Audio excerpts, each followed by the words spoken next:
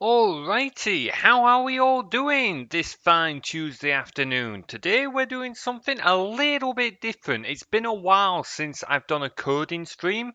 Um, Obviously, Keeper FX is our usual game to play, and we occasionally do other things like Dungeon Keeper 2 and that. But we haven't done a coding stream in a while, and we do often talk about game development and stuff like that. We did do a stream, probably it must be about 6 months ago now, where me and the others actually reviewed a lot of our old Game Jam games. Hey, Angrad, thank you very much for a sub, my man. I'm ill and wanted soup, so I went to the shop to get soup, but I'm at work, so I had to buy. Oh man, hopefully you're doing okay, man. Oh man, you're having a rough time at the moment. Hopefully things pick up, eh? We'll take a we'll have a chat after stream, actually off stream, because I don't want to reveal too much on stream. But hopefully you pick up, man. Hey, Gaming Rave, how you doing, man? Yes, followage, slowly gaining more followers. Yeah, we keep gaining followers, which is kind of surprising. I didn't think we'd get many more, considering Dungeon Keeper is our main thing now. But now we keep slowly growing, which is nice. Hey, that's what we like to hear. I've been following for almost over 6 months. Oh man, time flies by. It really does. Like, talking of time flying by, I've just realised Angrad's been subbed for 15 months. Holy crap, man. Thank you so much for being subbed for that long. But yeah, it's time's been flying by. Either way, this is probably going to be a perfect stream for you, Gaming Wraith. Well, I say perfect, like it's still probably going to be a bit of a shit show because you're just going to see some of my crap that I do during game jams, which is not most of it is not stuff to copy. But it should be a pretty fun stream. We're just going to be hang on. I'll answer Angrad's message that I'll say. See, I wanted tomato soup. I saw some with a kick of chili, and I wanted it, but didn't want to not likely because. I mean, you probably will have regretted it one way or the other, Angrad. So at least this way, at least it's the devil you know. It's Unity far from perfect. Well, that is very true. To be fair, the Unity engine can be really good. You can make a lot of good stuff with the Unity engine, but it's well known for having Unity bugs. Like some of the issues I've had with Unity over the years have been really, really weird. Either way, so this is also an older version of Unity, I should point out. This is one of the earlier 2018 versions. Now they're on, I can't remember, they're on 2020. They've probably released 2021 by now. So this is quite an older version of Unity. The reason we're using this version is because the project we're going to be working in was originally made in this version, of which this was already an out-of-date version of Unity at the time. But I was working off my old crap top when I did this game jam, and that crap top just couldn't run the newer versions. Not Unity's fault. The laptop was just a piece of shit. Simple as. I'm having soup-related woes. Oh man.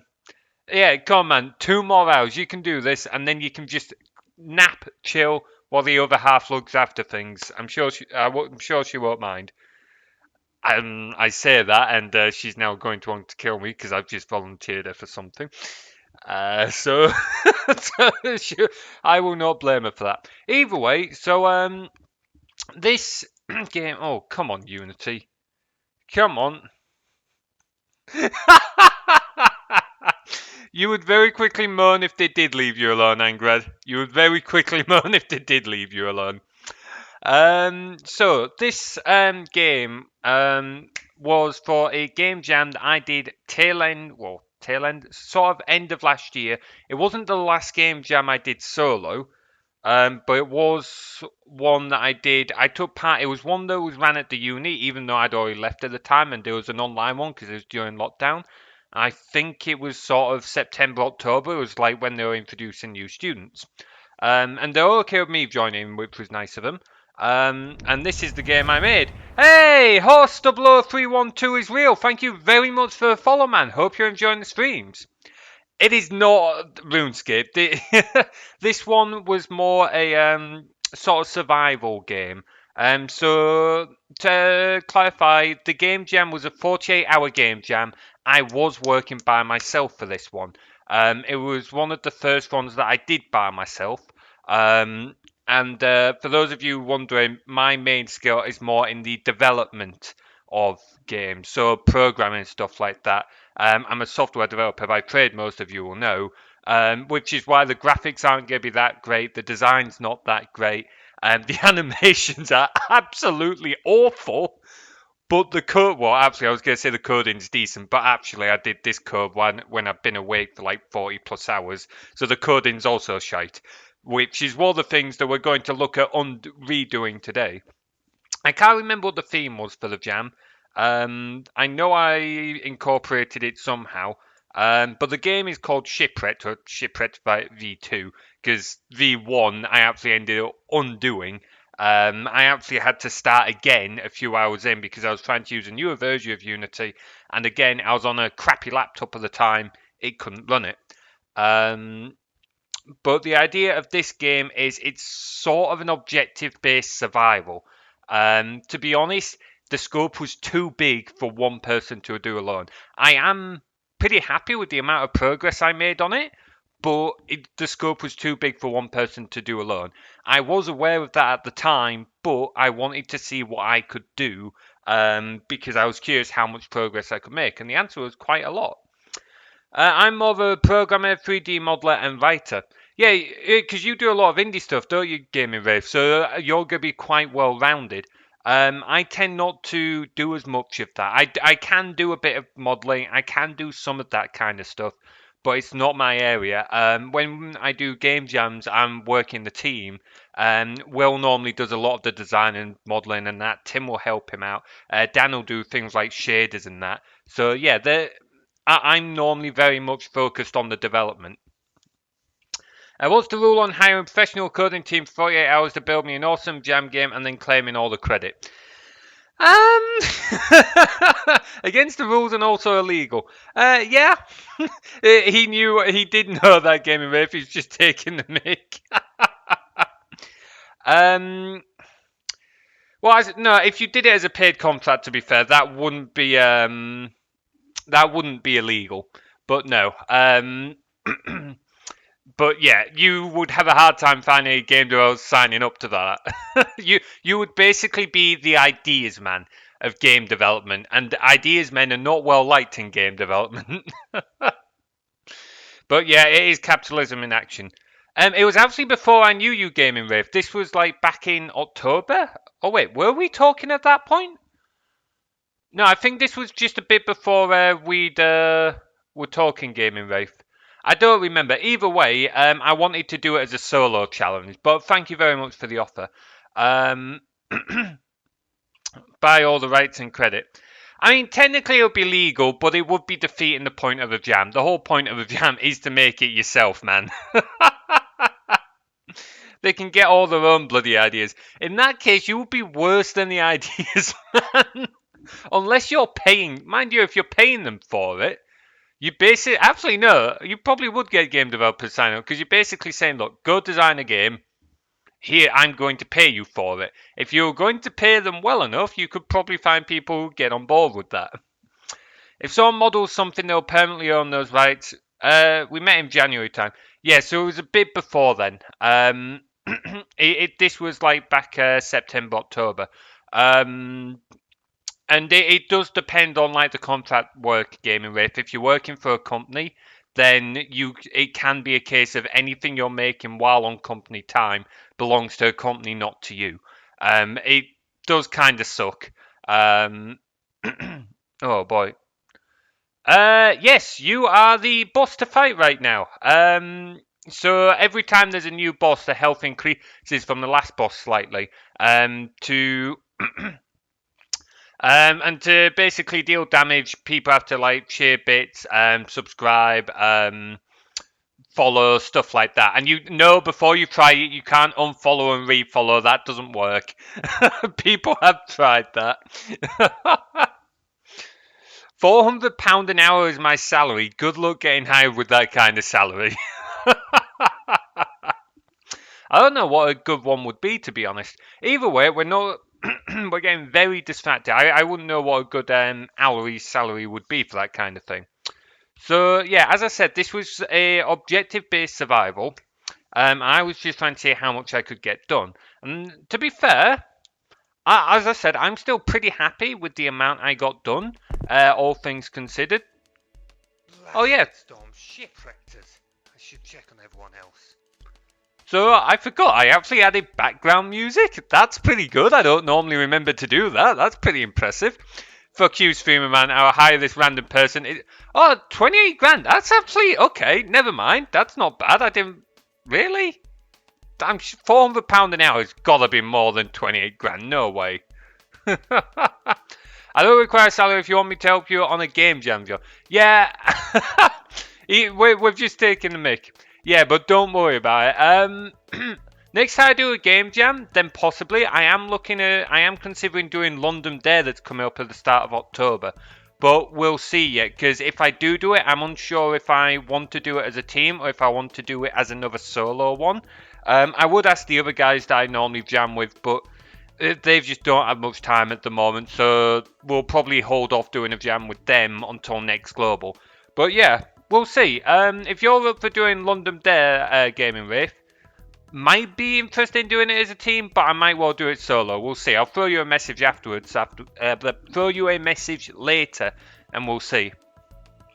I was fucking loving. Oh yeah, this was terrible voice acting.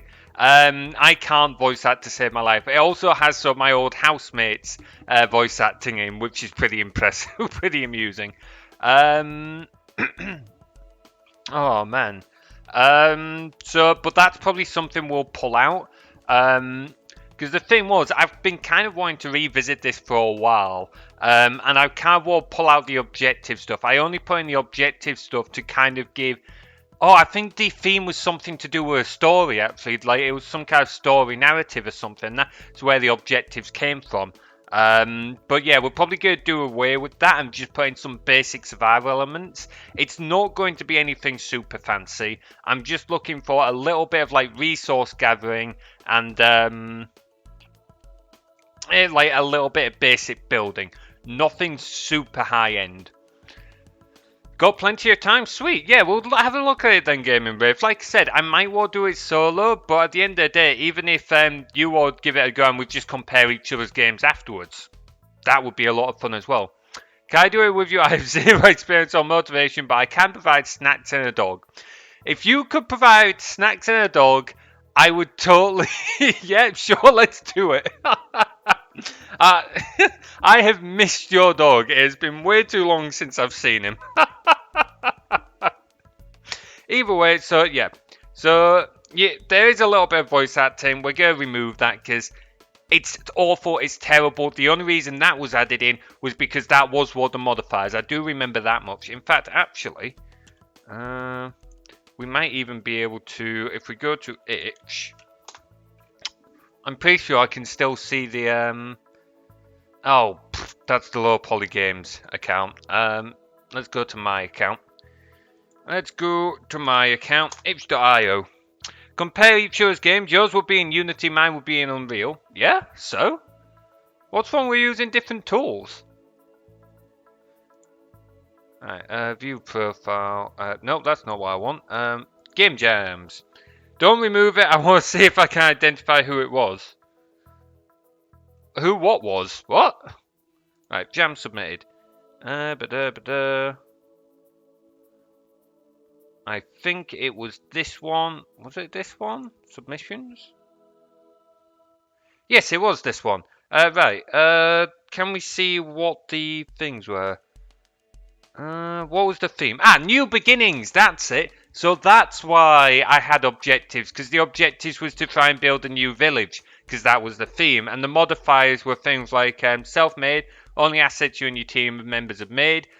Most of that was that. I'll admit the background music, I didn't make that. I can't make music to save my life. But I think everything else in here was made by me. Some of the models were made by me outside the jam, I'll admit, but most of it was made during the jam. Here we see a wild programmer include voice acting. That's why I had voice acting in this. Only reason I didn't have it in there.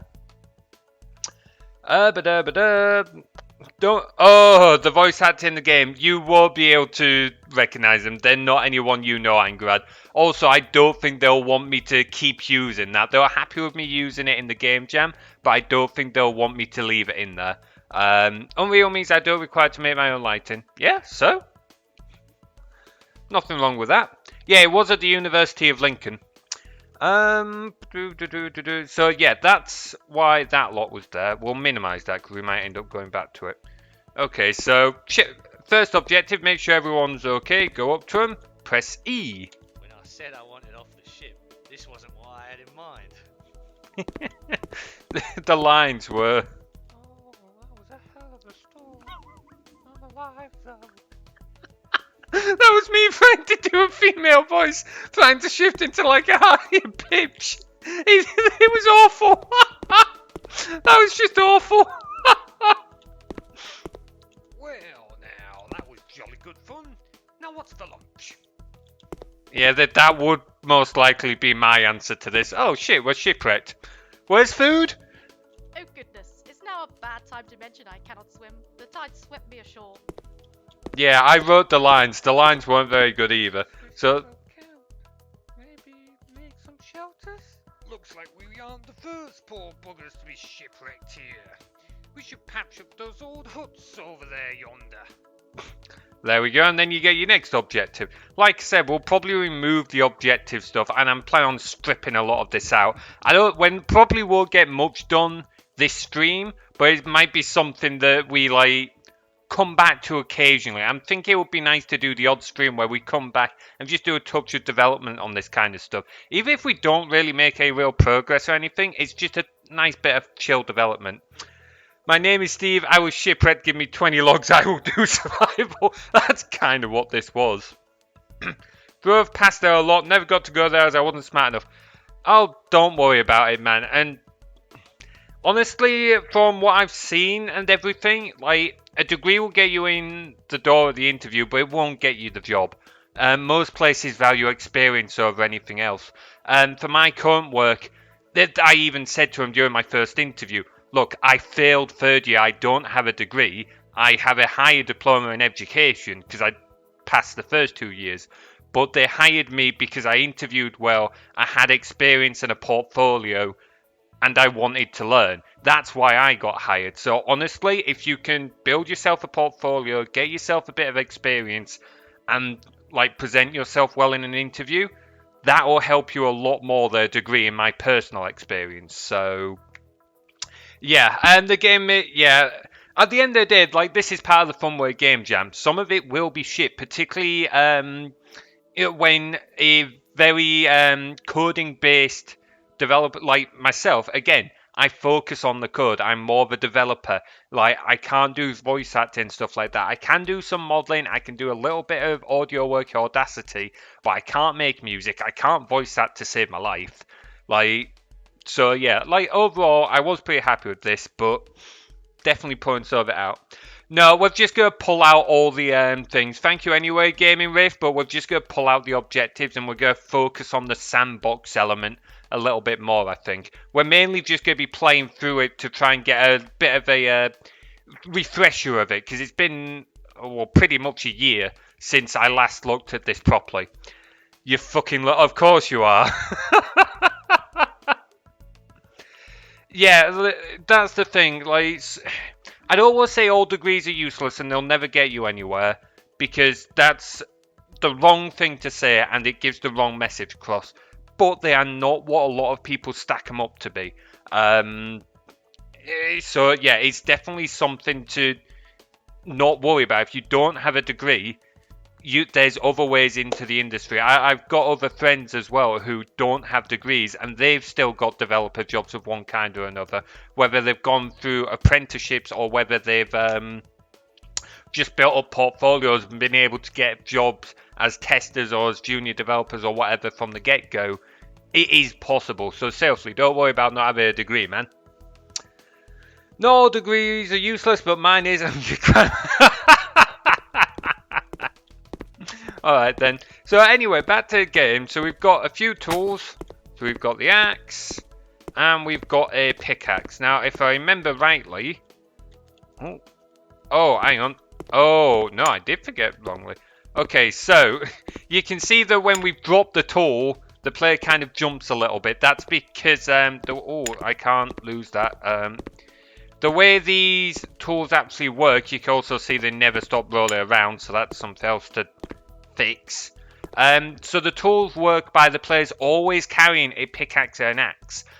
You just can't see them right now because they're disabled, and when you pick one of these up, it deletes the game object on the floor and it just enables the one that you're already carrying, which you can then use. When you drop them and you pick it up using E, drop them using Q, it disables the one that you've got and just spawns a new one where you are. Unfortunately, where you are is also a collider because you're a collider, and you've just ended up kind of jumping on top of it and dropping back down. Bit of a bug. Didn't have time to fix that at the time.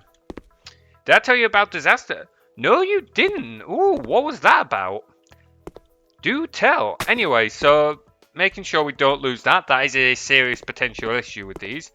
So, man, the lighting in this I could have done a bit of a better job with. I probably ran out of time. I know I was really rushing towards the end of this jam.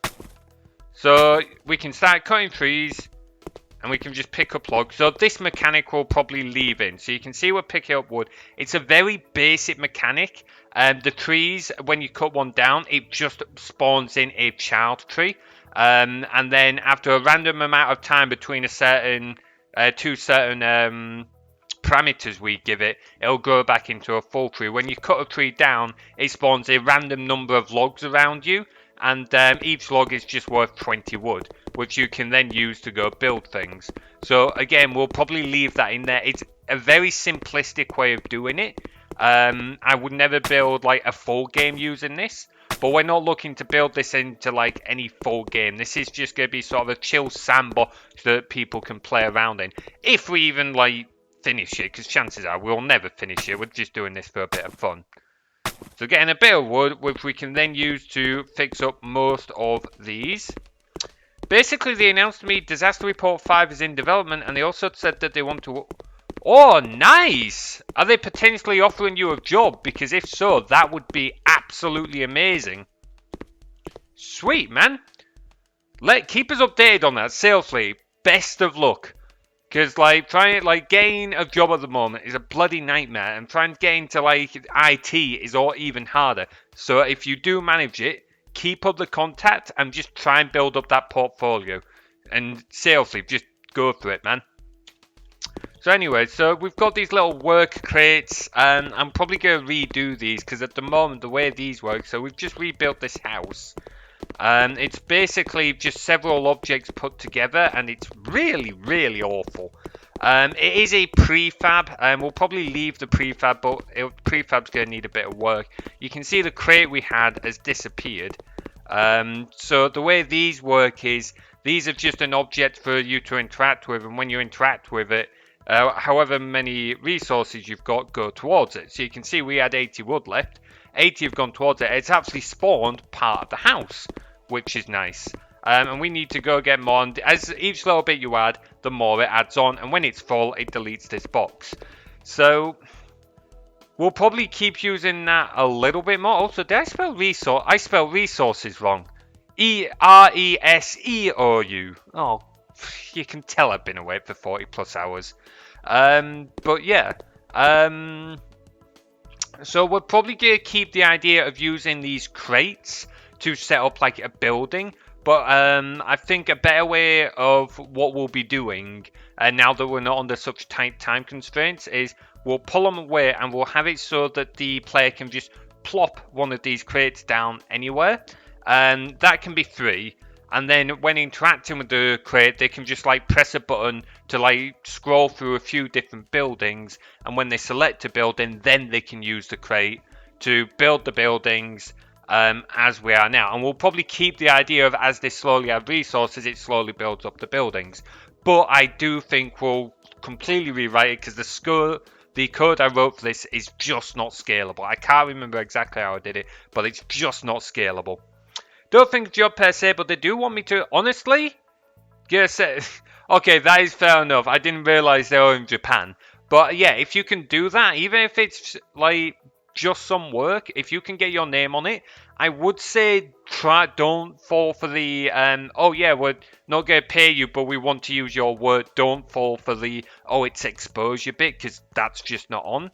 But if you can get your name on a game, it's for release with like a publisher or whatever, or just a released game, that does look really good on your CV. So totally go for that.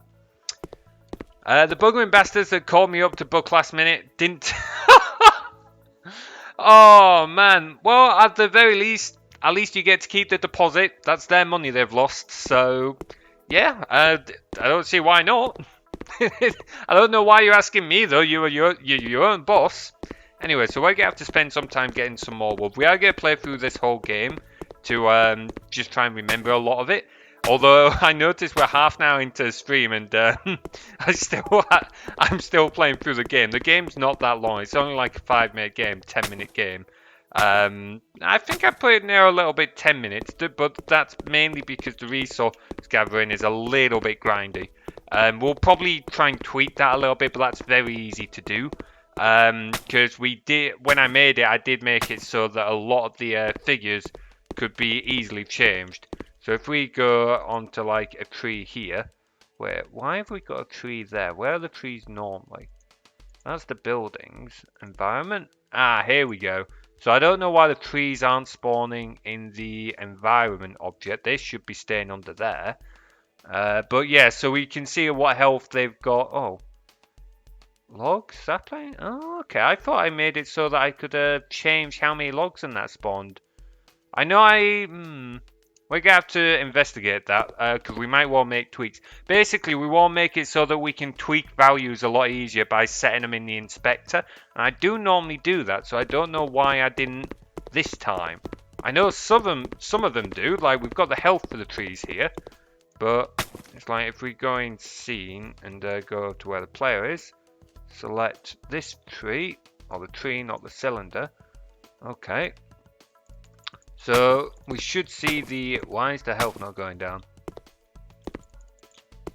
Okay, did we have the right tree selected? Maybe not. Okay. That would be funny with the Japanese version of Disaster Report having a ton of Japanese names. I mean, yeah, but at the end of the day, if that's what it is, that's what it is. And they'll probably have a few other nationality names in there anyway, because mind you, if it's only a smaller company, possibly not, but still. John the MMO dev, 5-minute game with 10 of those minutes being grindy resource. Yeah, I will admit, I sometimes do end up making things a little bit grindy. Again, this is why when we do game jams as a team, Will normally does a lot of the game design. We do always talk about it as a team, but Will's got far more experience in this area than the rest of us. Definitely far more experience than I do. Minimize that. Right, so yeah, we need to obviously focus on getting some wood. We're going to look at focusing on the game, then we'll start looking at the code and that. I will take a look at the code for the buildings building, or how the buildings are built, because I'm sure it was absolutely awful. I'm pretty confident it was not scalable at all, so we will likely have to completely rewrite that. I mean, we're going to rewrite it anyway, because at the moment it's hardwired for each building. We want to make it so the player can choose what they want to build where. So, haven't you ever heard of cohabitation? Why does every person need this? Look, I did this in 48 hours, okay? And there's a lot more to it than just getting wood and stone. You can get metal as well when you get there. You've got to get a little further in the game yet. Got to get a little further in the game. 2 huts are repaired. In theory, you could just repair all 5 and move on. That's because no, I've repaired 3 now. So that does work. It is accurate in telling us how many things we've repaired. There we go. So we've repaired all the huts. Now we need to build the blacksmith. So over here. No, over here, sorry. Yeah, I know. Honestly, owning your own house is a dream. It's something I was told to bank about mortgages at some point, but it's likely going to be a year or two before I'm in a position to do anything like that. So, but we'll see. Definitely, like, if you can get your own house, do it, because it is so much better than renting. So much better than renting. Right, I think that's enough wood. Wait, you bought your own house, Anglad? I thought you were still renting. I know you said you had to move at one point. Oh, we still need a bit more wood. And then I get to show the mining mechanics, which is also quite basic. Again, it's a game. I should I should have seen that coming. Nice. Right, so there we go. So that's built most of it, but now we still need stone. So you can see there's these boulders over here. We need to go get the pickaxe for this. So we'll probably leave the tool mechanics in here. They'll need tweaking slightly so they don't bug out when we drop the tools. We need to make it so you can place them a little easier. Maybe I'll build like a tools rack you can interact with and place them on as opposed to just dropping them. That would be a lot better.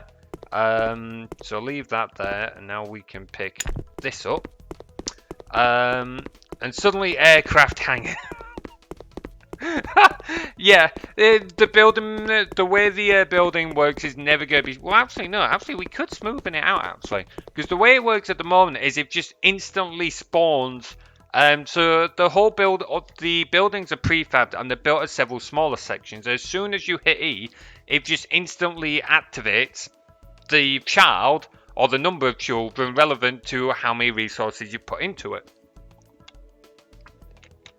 So what it does make it very jarring though. I was thinking of redoing it so that there's an old RPG RTS I used to play, Spellforce. Not a very good one. I wouldn't look into it.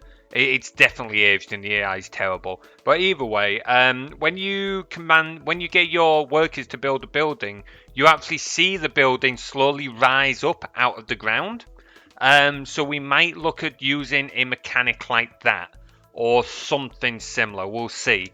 I don't want to do anything too advanced because it will require more particle effects, more animation. So again, I could definitely do with getting more practice in that area, but it's not an area I enjoy working in anyway. I prefer working with the code. But we'll see. I might even make it so that the whole building slowly rises out the ground. Or maybe make it, or keep it so that it spawns one piece at a time, but just try and make it a smoother transition. We're not sure yet. I'm not sure yet. We'll see. Add a slow fade effect. Yeah, we'll see if we can do something like that. That would definitely be better. I'm just not sure how we would do that. I'm not sure what the best way to do it off the top of my head would be. Maybe trigger an animation. Because right now, all it is literally just, it's disabled, bang, enabled. So maybe we can set it so that it's enabled, that triggers an animation of some kind, and that'll fade it in, but I don't know how you get objects to fade in Unity. The other option, again, would be to have it spawn below the ground, and then just animate it rising up out the ground, but that might look a little jarring if it's done piece by piece. So we'll see on that one. Yes. I think there's colliders around the map. Oh, the pickaxe also disappeared. This is a very minor camera effect, but it is something to bear in mind. Here we go. So now we get a load of stone. But I can't remember if the pickaxe and axe will roll past those colliders. It can be difficult to get them. So that is another thing to consider. Like I said, this game has got a lot of issues. I'm still really happy with how it turned out for, like, I consider I was working by myself in 48 hours, but it worked out. So anyway, this is actually metal or not stone, so we can't pick that up right now because we need to finish the blacksmith, which we need 100 stone for, if I remember right. Work a lot like, yes, I know. It was not. They weren't done well. They weren't done well. Hey, Jeeves, how you doing, man? No, we're doing something a little bit different today. So, I don't know how much you know. We've got enough stone, but we'll get a bit more. Don't know how much you know, but I'm a junior software developer. I do I do a bit of game development as a hobby. And I do a lot, well, I don't do as many game jams anymore because time, but I do still do game jams. And what we're doing in today's stream, just as a bit of a one-off, because occasionally I do coding streams, and we've not done one in a while. So what we're doing here is we're going back and looking at a old game jam project, which I did solo last year. So I made this game in 48 hours, and we're like taking a look at it, and we're going to try and revamp some of it. Already I'm seeing a lot of things that I want to change. Some of it isn't too bad, but it was definitely the game jam thing. So so now we're nearing the end of what would be the game. So this is where things get really awkward. This is where we need to make things smoother, because it's like here you need to put down your pickaxe, pick up your single piece of metal or metal ore, and come over here and drop it in. There's also no way for the player to know this. Like the player, there's nothing to indicate to the player this is how you smell ore. So I need to put something in there to make this more suggestive to the player, because it's not very intuitive at all. We're also going to need more. This is where things get a little bit grindy. So yeah, we're definitely going to need to fix this grinding issue we've got going on.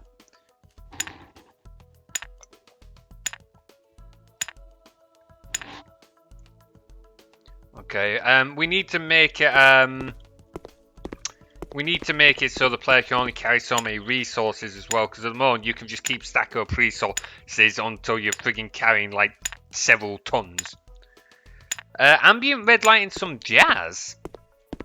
Jazz I could kind of see. Why the ambient red light, please? Oh, okay. Unity physics there. Interesting.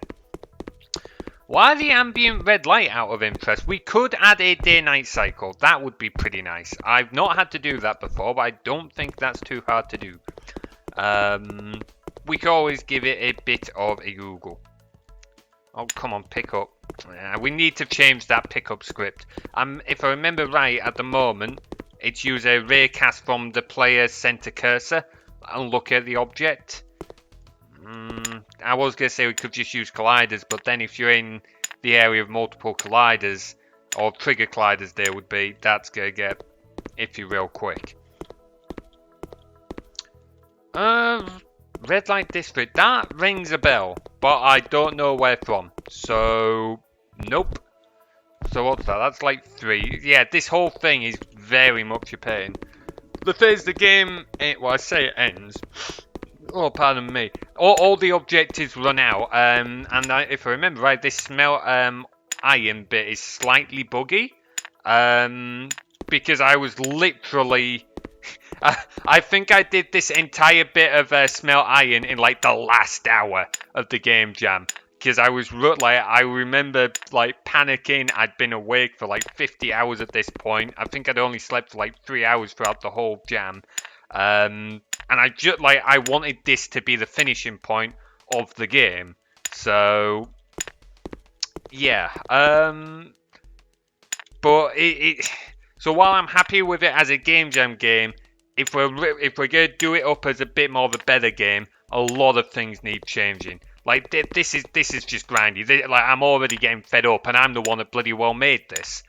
We still need to get 2 more bits of iron, and then I think I'm gonna need more wood to smelt it all.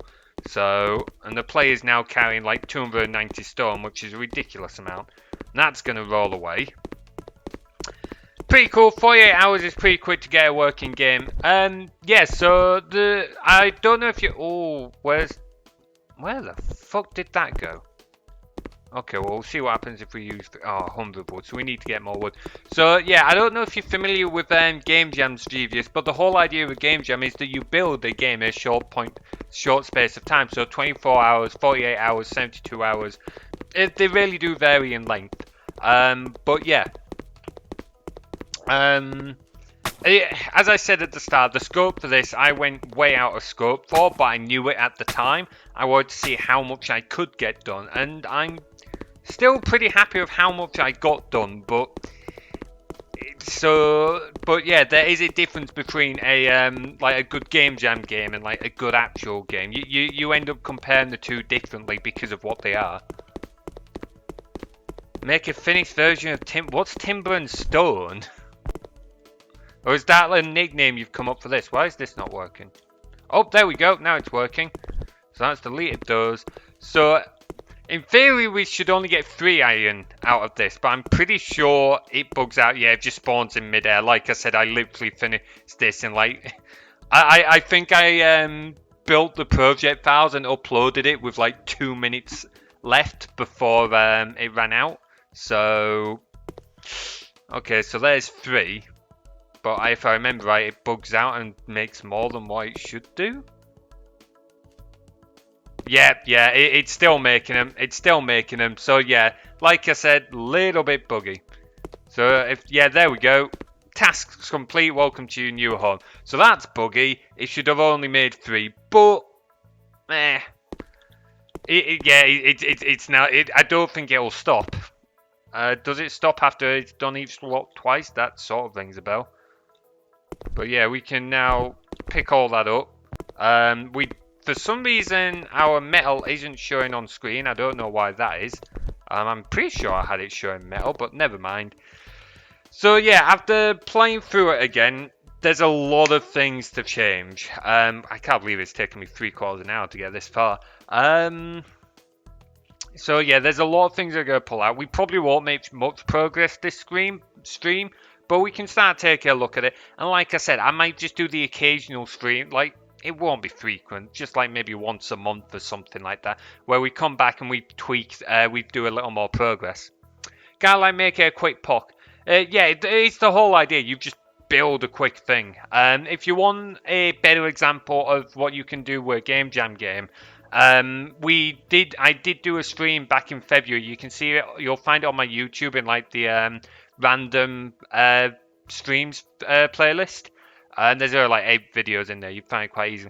Where me and the others, so Will, Dan, and that, so the guys I do game jams with, we reviewed a lot of our old game jam games, and those are a lot of those I would say are better than this one. But that's because there was 3 or 4 of us at the time. For some of them, there was even 5 of us. So, Timber and Stone is a game that got abandoned. I had high hopes. Was the kind of game you'd enjoy if it wasn't dead. Fair enough. I'm afraid there's no amount you can pay me that will make me pick up someone else's project. As it is, you'd have to pay me a hell of a lot to actually build a whole project myself, because I do these things for fun. It's another one of those things where I enjoy doing it, but I don't want to be making a living off it because it'll stop being fun. No, it does not have a save feature. You are asking way too much of a game jam game, my friend. I don't think I've ever come across a game jam game that has a save feature. There's some... I'm gonna refund that. Sorry, Adam, but in fact, no, I'm not even gonna refund it. Oh no, we'll refund it. Hang on, I need to get Twitch up to refund that. Oh, I don't think any of my mods are on, so I don't think I can ask them to refund it. Slow. No, I don't want to listen to myself. Oh, I hate the sound of my own voice. Review requests view. There we go. Right, okay. Right, I've refunded it once, Adam, Angrad, sorry. But if you submit it again, I'm not refunding it another time. Right, okay, no, you go the hell away. Right. So, first things first, let's, we're going to need to wait for Visual Studio to load, aren't we? So, let's just look at these files first. What have we got? So, at least I did keep things mostly ordered, which is nice. Added assets. So, these are assets that I imported. I am using the standard, Unity first-person controller. Hey, thank you very much for the follow, man. Wait, what? Oh, is this a hate raid? Really? Well, if they've just got to follow, then no harm done. I'm not going to give them any credit for that. Either way, so yeah, we are using the default Unity player controller here. So nothing major. I think that's the only asset I imported that isn't my own. So, already on the don't do it again. Yes, I do know you that well. Oh, I don't know. It's only something I learnt of earlier. You'd have to go look it up. I did look into a little bit. I don't know how it's passed me by. Because it looks like it's been going on with Twitch streamers for a while now, and frankly, it is fucking horrendous.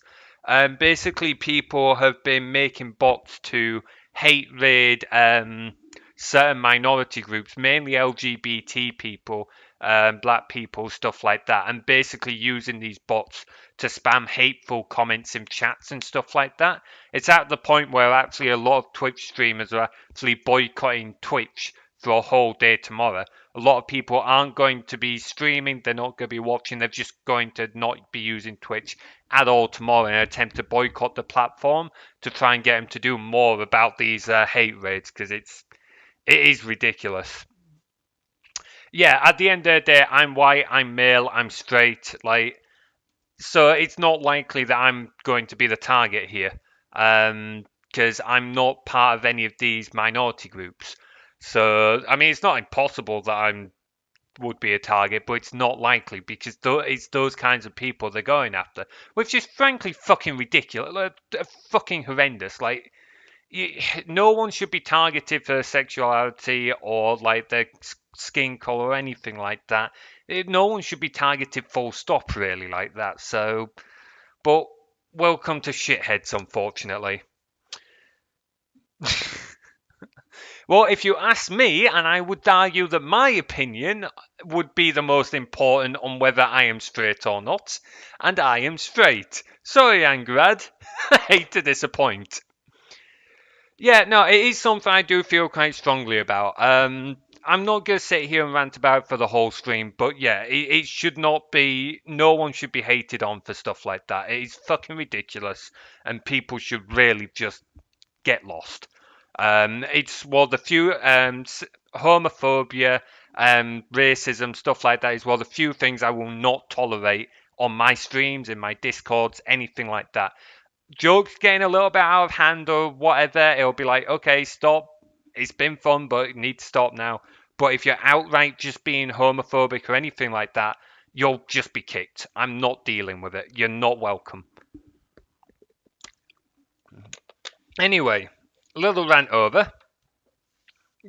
Really good answer, Dan. Yeah, I've had enough practice over the last few years at this point. I have more than had a practice, although actually some of the things I've done of late probably don't help the matter, but still, either way. Should you target someone if they have a castle made of flammable materials and they've just deleted? Okay, so that's an inside joke for sake of everyone else in the chat. And you know what, Angrad? At some point, do you want to stream a game of Stronghold 2? Like, I don't know if you'd be interested in that, but I'm sure the rest of the chat would love to see you kick my ass, and I'm sure you would love to burn my castle again for old time's sake. Honestly, it's the way I normally I don't. I wouldn't tell most people how they should feel, but I do feel that this is one of those things that most people should be of the same opinion on, because it's just not right to target people. Again, I wouldn't normally tell people how they should feel about something. It's up to them how they feel. But this is one of those things where it's one thing for you to have your own opinion. It's quite another when when your opinion and more importantly your actions are hurting other people. If you're really going to stick with a horrible opinion, just keep it to yourself. And don't be acting on it. Just keep it to yourself. So... Alright, again, I will message you later on. I normally stream on Tuesday nights and Saturday afternoons. I'm not going to be streaming much on Saturdays in September because I'm busy for a lot of it. You know about some of it, obviously. So I'll probably do some streams on Friday nights through September to make up for it. So if you're free at some point of those, we'll sort something out then. Sweet. Have you played Stronghold 2, Devious? It is a good game. Me and Adam used to play quite a lot together. We used to play once a month at LAN part at Angarad. It's a fun game. It's a castle sim. It is an older one, 2004, but me and Angrad used to play a lot of those that game together at LAN parties and stuff like that, and he always won, and there were some good times. Anyway, so back to game development. So we've got our added assets, we've got animations, of though we've only got a few basic ones, mainly the axe swing and the pickaxe swing. I don't think we've got any other ones in there by the look of it. What's the editor? Oh, editor scripts. So this is a script. Oh, we've got to wait for Visual Studio to boot up now. So this is a script I made outside the jam. I don't remember how well it worked. I remember it's not as good as the original one I had. I used to have a better one, but I lost it while I changed PCs. I forgot to save it on anything. So, turn off the lights on my keyboard there. Um, hmm. So, but this basically, you create a terrain object in Unity, and it uses procedural generation to just make varied terrain. Nothing super fantastic. It's just, oh, why is that zoomed out? Oh, wow, that looks small to me for some reason. That's 100%. That does not look 100%. Hmm. Either way, so yeah, this is just using Bracky's basic stuff. I did used to have a better one that would like spawn trees and stuff like that, the odd lake or whatever. But like I said, I lost that and I started it again, and I just never carried on with it. But that's something. We probably won't need that really. Materials, okay, we've got a few materials. One thing Will did help me on. This was a solo project, but Will gave me this tip, which was quite nice at the time. The water kind of looks like it's flowing a little bit. All that is bloody audio is gonna do my nutting. It's just two materials, and one of them's just slowly sliding over the other with a little bit of a movement on it. I can't remember exactly how I did it, but it was a nice little trick Will showed me, which was good. Models, we've got a lot of those. We'll probably end up pulling some of them out and then making some new ones. Construction is done with magic boxes and needing resources. Please add a magic box that spawns a vanity statue. Add in a pet dog that follows you around and you've got Game of the Year. Actually, Angarad, if you look at most our team projects, we have a doggo model in almost every single one, possibly every single one. I think there might have been one that missed it. But we actually have a doggo model, and it's a running joke that it's in all our Game Jam projects because it was made in our first ever Game Jam. Dan made it, and it just keeps getting thrown in. It's just an Easter egg that we put in mostly for a laugh for ourselves at this point. So yeah. Is this Easter egg dog chat now? Wait, no, added. Yeah, it is. No, I don't have anything in chat for that doggo model. It'll be amusing if we did, but I'm not not sure about it. Anyway, so here's our prefab. So I thought I could change how many logs spawned with this, but I guess not. Got sapling. Sapling. So, yeah, so there's the timer variation. So this is what I meant by having some of our variables public. The way this works is, I don't know why I'm pointing with my hand. We've got our timer variable, which is 180 seconds, and then the variation.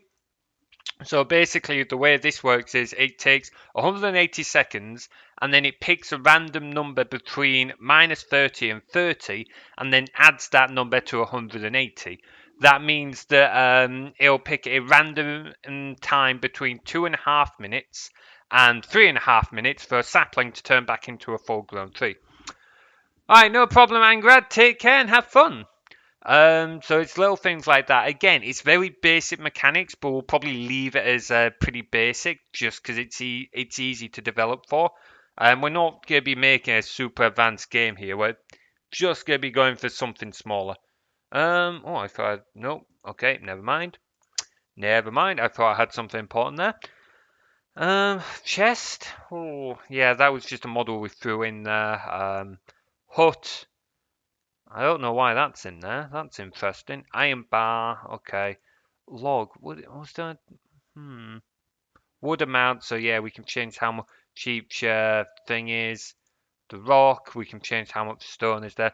So we did make some of it, but it definitely wasn't as good as what I thought I had done. So we will be making changes to some of that. Scenes, we've only got the one scene. Scripts, we've got a lot of scripts. We'll look at those in a sec. Sound clips. So we'll just be getting rid of all of those. Well, not all the sound clips, but all the voices we'll be getting rid of. We'll keep some of the sounds like the pickaxe on the rocks and stuff like that. Music we'll leave in there because that gives a sort of nice ambience. We could probably do with more like music in there, but we'll leave it at one for now. Terrain, yeah, whatever. Textures, okay. I think most of these are just solid colors. So, yeah.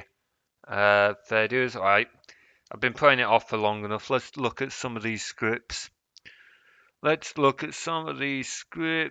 So, okay, so I think it was buildings and workbench. Oh, that's not it. Workbench. Okay, let's take a look at this. Oh, man. Okay, right, so, let's close time generation. We're not going to be looking at that at all.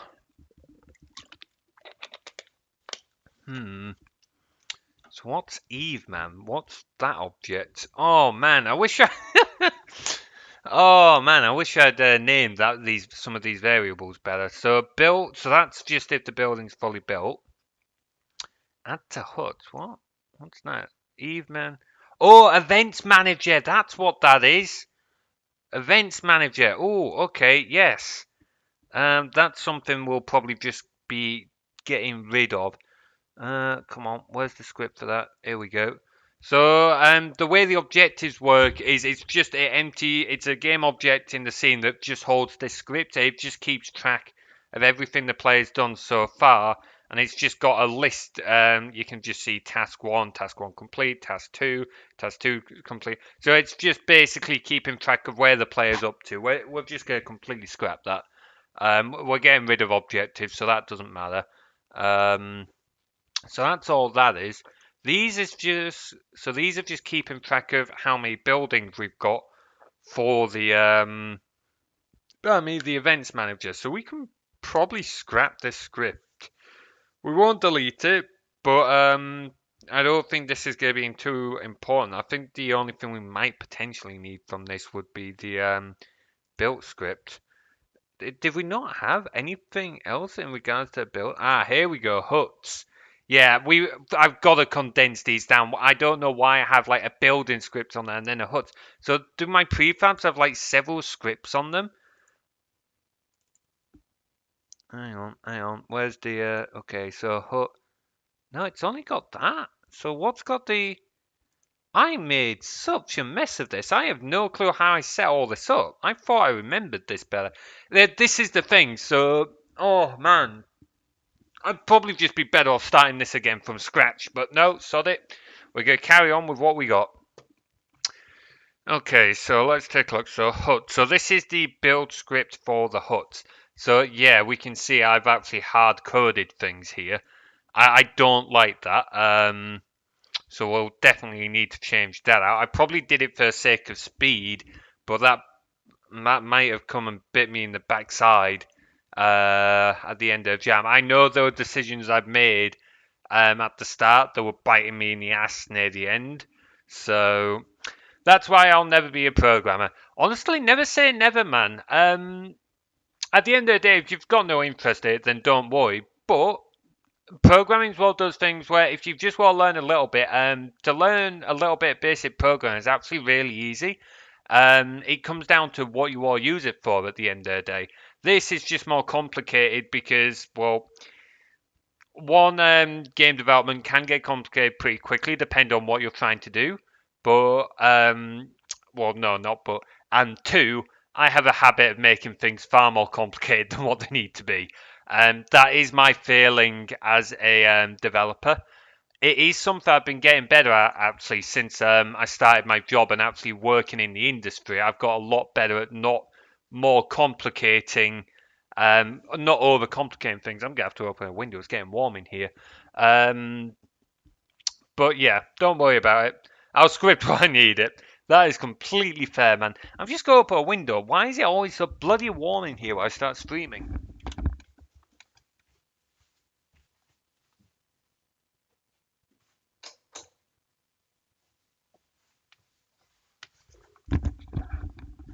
I don't know why I needed to ask that. Like, my computer is kicking out a little bit of heat. Like, I'm streaming. What do I expect? I'll script when I need it. I'll complicate stuff too much as well. Honestly, the best way to deal with that, go away. Is just to kind of stop. Make sure you plan stuff ahead of time, and then as you're going, you just occasionally stop, take a step back, and just kind of review what you're doing, making sure you're not like focusing, you're not tunnel visioning on one specific thing. That's one thing that I used to do a lot. I got really tunnel visioned. I still do at times, but like I said, I'm getting better. I've honestly, even though I've only been working in the industry for 8 months, I've learned a hell of a lot about development in that time. So, honestly, as daft as it sounds, if your plans are complicated, stick to KISS. Keep it simple, stupid. I know that sounds daft, but the more complicated the issue, the simpler you want your code to be. Obviously, your code will get complex as you go along, but even if it's a complex issue, you really want to sit down and plan it ahead of time. Make sure you know what you're working towards. Plan out your code, write pseudo code, draw diagrams for your data flow and stuff like that. It sounds tedious, it is rather tedious, but trust me, it'll save your life. You'll be so thankful for it. I used to hate doing that stuff. I couldn't see the point. But now, after working in environments where we're having to deal with quite complex issues, little things like just planning the data flow before I start development makes things so much easier.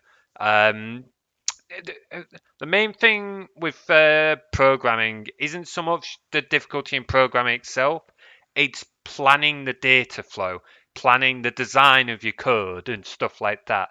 If you get those bits down, then the actual programming bit will be a lot easier. I'm not going to say it'll be easy because it depends on what you're doing, but it'll be easier. So either way, so what we're doing here, so right at the start, so every building we have at the start, or when it's first placed, it's searching its children's, yeah, so it's looking at how many children it's got. Okay, okay. So this isn't actually tellable, so we can actually keep this bit of code, but we'll adjust it.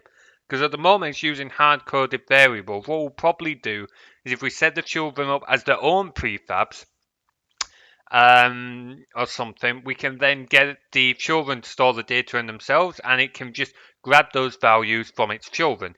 That would be a lot better because then we can set what values we want for each like wall section, for each window section, just on the object, and then it will automatically apply itself to all the building prefabs.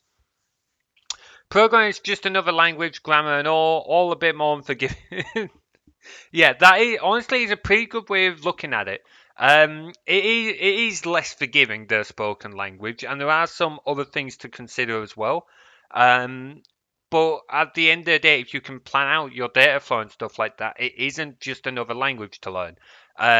The trick is the trick is remembering that it's a logic language. A lot of spoken languages for us as people rely on the fact of two people can figure out the context of a sentence. If you're given a random sentence to read, as a person, you can figure out the context of that sentence. Whereas computers and microchips can't do that, so it's got to be far more logic driven. Um, so it's mainly being able to keep track of that logic. So in terms of learning, in terms of learning the language and writing it out, it is just another language, but it's being able to think with that different mindset. Okay, so get info string. What's that doing? So that's a public string. So that's setting up. Oh, okay. So I think that's after. Yeah. So after we've added a load more wood, that's just updating the info text. Okay. Take wood. So that's taking wood from. Oh my. What? Not enough wood. Why? This is so. Okay, it's not awful, but I definitely think that could have been done better. This could definitely have been done better. Oh man, right. Okay, so what we're gonna do is we're actually just going to go in the environment and we're gonna start by just flat out deleting the buildings and stuff like that. So no, we'll leave the flotsam in there because that's just a little bit of environmental stuff. Environmental stuff. We're gonna get rid of the events game object. Don't want that. Leave terrain. Okay, leave that. What's that? Okay, don't know what that is. Leave the flotsam. Leave the chest. Leave the trees. Another chest. Where the buildings are entirely their own thing. Okay, well that makes things a little easier. Right, just delete them. Okay, completely scrap them. Now, if we run that, I think that'll give us compilation errors. Okay, never mind. Blasted storm. Okay, we're getting rid of that audio. Right, no. To hell with the NPCs. Go away. Right, okay, where's the player script? It's playing those audio clips. Right. uh, FPS controller. Well, where's playing that audio clip? We'll keep that on there, crosshair. Oh man. Right, okay. Remove component. Just scrap that. Scrap that. Do away with that. We're done with those. We're done with that. Right. Hopefully no complex. Sweet. Okay. So there we go. We've just scrapped the buildings. We've scrapped the NPCs. We've scrapped the voices. Made a more no gaming rave. We've spent most of it just kind of talking about the game itself, talking about development and what changes we're going to make. So all I've done, I've literally just done it. I've just removed all the buildings from the game scene. We've removed all the NPCs. We've removed the audio component, the script that manages the voices for the player and that, because to hell with all of that. Right, okay, so here we go. Now we're just back at the basic. Well, I say basic. We've still got those scripts and that in the background, but I think I'm just going to delete those and get rid of the thing. So actually, if I drop this now and grab the axe, oh bloody hell, we need to fix that whole dropping thing, because right now, if you jump and drop the item, oh, you could really bug out to use that to try and scale things you're not meant to do, because you're getting a significant height boost when you're dropping that. So no.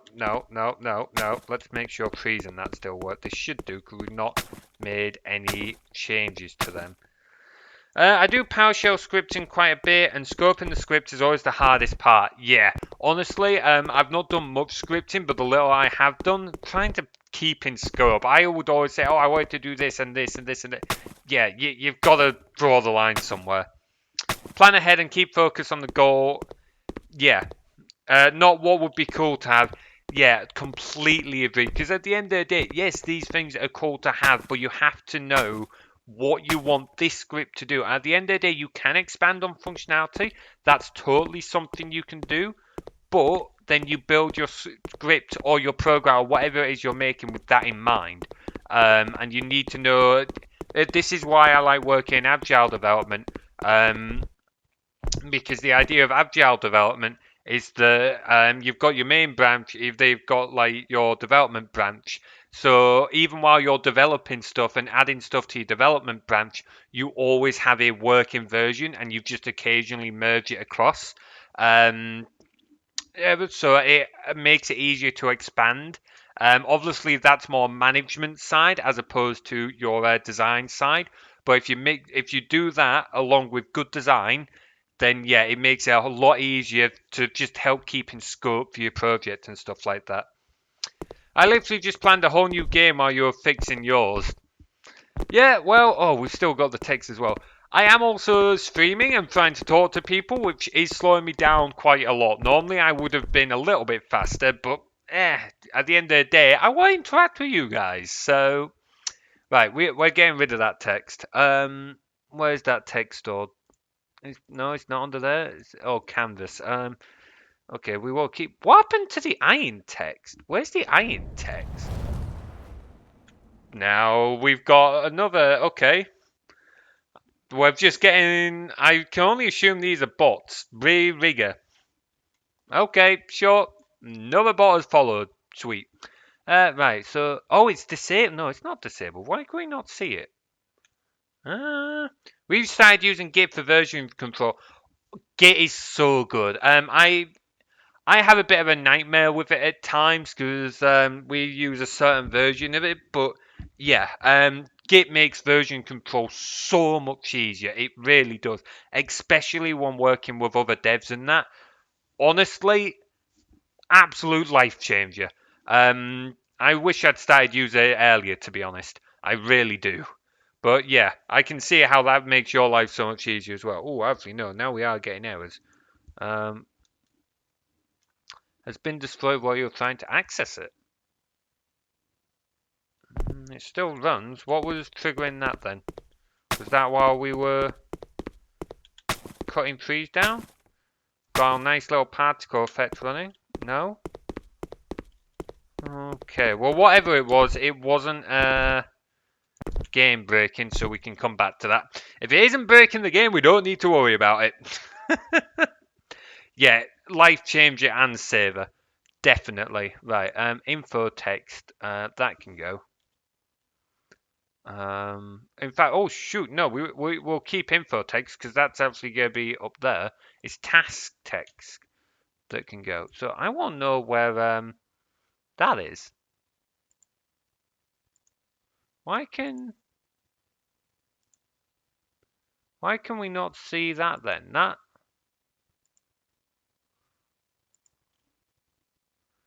okay. Why can we not see iron text? Oh, I hate working with canvas stuff. I hate working with the canvas.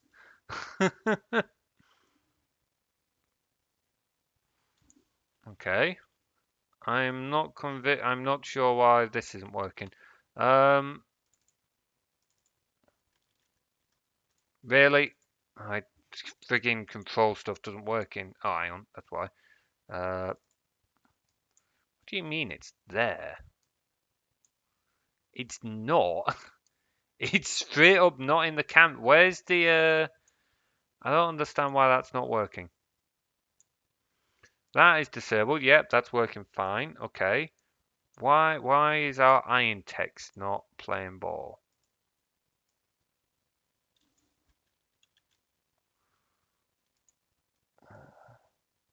Aha! Okay, Okay, we'll keep iron below then. We'll just notch everything up slightly. So if we change that to 125, 125, stone can go to 150, and then iron can be 175. 175. There we go. We fixed it. We're done. We can release the game now, right? That's how this works. No. Okay, so that should now actually be visible, hopefully. I don't know why it wasn't beforehand. I must have just moved it down near the end of jam for some bizarre reason. Right, okay, so we can see the iron now. Not that you can actually process iron. Can't you use relative locations? I believe you can. I'm not. It's been a while since I've used Unity, to be honest. But I'm not very good with the canvas stuff. Oh man, I really need to get better at using some of these tools. Either way, it's working for now. But yeah, I'm pretty sure you can use relative locations. They're just not a tool that I'm familiar with on the Unity canvas. Right. Oh, the canvas is all the UI elements. So everything, all the... Oh, I didn't mean to hit that one. But basically, all the text in that you can see. So this, the info text up here, the task test before you could before we deleted it, all of that is on the canvas. So the way it works is we've got our 3D, we've got our scene here, our 3D environment that the player camera is able to view, and then you've got your canvas that is positioned relative to your canvas is basically rendered on top of whatever the camera is viewing. There is other ways of doing it, but that because we're wanting effectively a heads-up display type deal, that's the way we're doing it. So the camera's basically looking at the world, and it renders the UI elements on top. Yeah, I don't know why I didn't just say basically the UI. That's a much better way. That's a much better way of describing it. Again, it's my thing of overcomplicating things. So yeah. Right. Okay. So. Let's. Right. So scripts. Right. Let's do some tidy up, shall we? Let's. So we're just gonna delete the hut. Right. Delete that. We're gonna get rid of some of these prefabs because we're just not gonna be using them. We'll leave NPCs in there. We're not likely to use them, but you don't know. Leave the particle systems in there. We're using them. Leave the tools in there. The boulders, the trees. Work crate. I think we'll leave in there, but we'll take the scripts off it. In fact, no, we won't. We'll leave the script on it. We'll just delete what's in the script for when we get to that bit. Because, like I said, we'll keep the work crate and we'll make it so a player can use that to build buildings. We'll just change how it's implemented. Same kind of idea, but not the same way. Okay, so the player can still mine, still cut wood, can still mine stone, which is what they want to be able to start. We'll leave it so they can't do anything with iron until oh, for crying out loud. Oh, I need to start leaving Twitch chat open so that I can deal with these bloody bots in chat. Oh man, at least I'm not having to deal with tabbing out of Dungeon Keeper this time, which is nice. Right. Right. Delete. Yeah, not interested in seeing that. Not interested in seeing that. Right, chat settings, pop out chat, and then I can just use that for if I need to manage the chat through anything else. Bloody useless. Ah, right. Okay. Okay. Right. So what were we gonna do? Yeah, let's make sure that that mine is still working. We've not changed anything to do with that, but it should be. Oh, I didn't realize that was still rolling around at the start. Should probably remove the rigid bodies or something like that off these tools so they don't roll around. Either that or find a better way of handling them, because at the moment when they roll around, it's just a nightmare for the player potentially losing them. So if we mine these, we should still be able to like see. Oh bloody hell! That's okay. We could probably do it toning down that particle effect. That's a little bit over the top. Oh man, I don't know what I was on my thought that needed to be that big. So yeah, we should still be able to. Yeah, so we can still pick these up and stuff like that. But I think we'll bloody hell through that with some force. Might well change the values on that. Right, okay, so let's get a notepad, shall we? Because need to start noting this lot down. Where is a pen? I should have had a pen handy. Pen handy. I do have a pen handy, that's why I have these shelves next to my desk. So, let's start looking at some of these tasks, shall we? Start looking at some of these tasks. Right, so what are we going to want to do?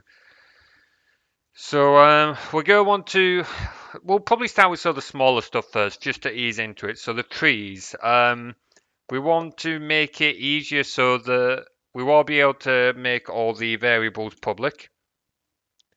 So trees, public, variables for balancing, or for tweaks, for tweaking. So that's one task we can do. We could start looking at the building scripts and that, but I will put that off a little bit for now because that's going to be a big task. We can fix the drop of the tools and stuff like that. See what we can do about that. So tools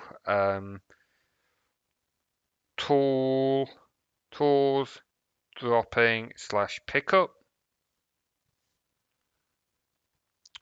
What else? What else?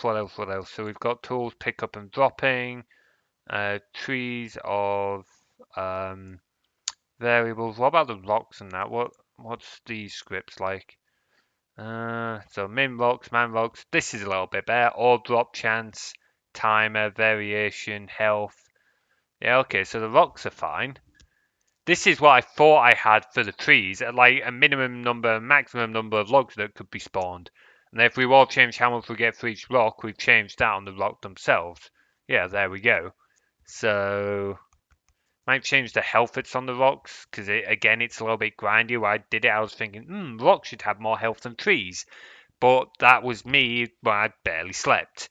And me more awake is like, rocks should have more health than trees, but this game is really grindy. So definitely gonna want to tweak that. But we'll tweak that once we've got the building mechanics back in. Because we'll need to balance that out along with how many resources does each building take, roughly.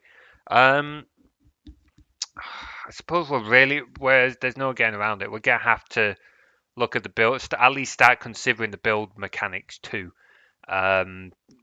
Just because of how that one's going to work. Like, it's basically going to be the main point of the game at this point. Now that we've removed the objectives, of which building the building was basically the objectives anyway, we're basically wanting to make it so that the player can choose what. Okay, never mind. I thought someone had joined my Discord channel. Then I was like, I can hear sounds. What was I saying? Yeah. We're gonna want to make it so the player can change. I'm just gonna write down player build mechanics because that question mark because that's gonna need a lot more thought, particularly if we don't want it to just become a mess like it was originally. Alright, so let's sort out the trees first. An easy task first. Easy task first. Sort out the trees, and then I'll probably make one final cup of tea, actually. Right, so prefabs, tree. So yeah, we should be able to. This should actually only take like a second's work, actually. I might as well have just done it as opposed to writing it down. Where are we going? It's probably not logs, it'll be trees. Here we go, trees. Yep, health, take away damage, destroy tree, yeah. Here we go. Right, okay, so if we just go public, helps if you spell public right, int min logs, and public int max logs. I'm mixing up my styling things here. Oh, come on, keep it all camel cased, not whatever that style's called, because I can't remember what that style's called. Semicolon, pre-def, come on. Keep it camel cased, Estalo. You should know better by now. Mind you, this was done before you. Well, no, you should. I should have really known better at the time I was doing this, but I was like, nope, I'm doing it my own way because fuck standards apparently. I'm gonna have to refill all this stuff now, aren't I? Because we've renamed sapling. Right, there we go. So if we go back to Unity View, let it compile. Go back to our prefabs. Back to our prefabs. Yeah, we're gonna have to refill it all now. Is this one pre-def? I wish I'd named these.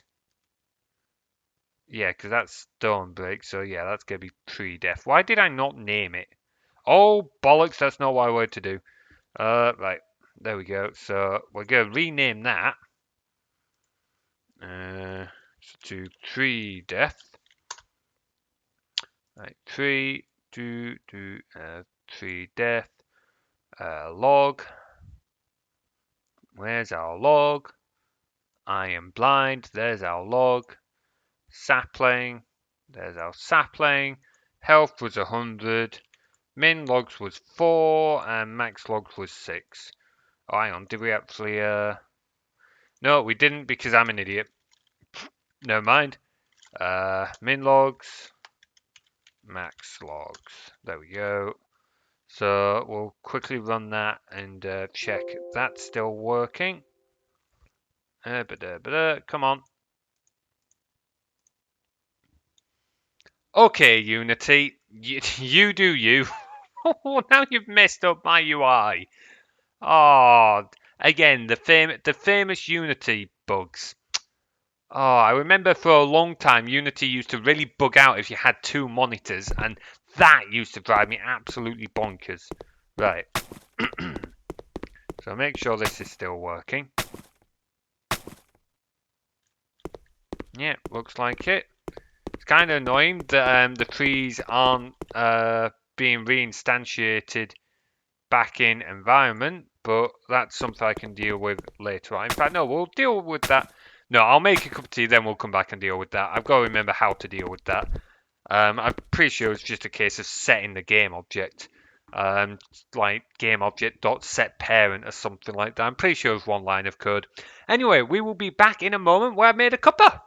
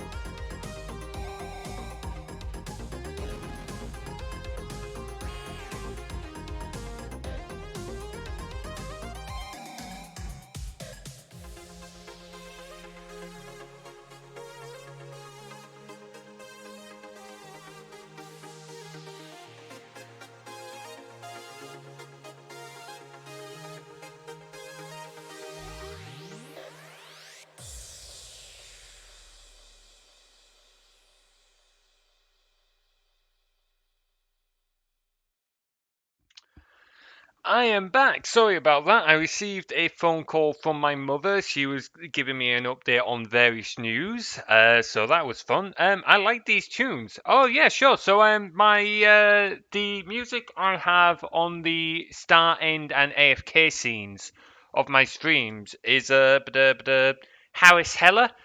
He does a lot of streaming music and stuff like that. So if you're interested, totally go check him out. He does do a lot of copyright-free stuff specifically for streaming.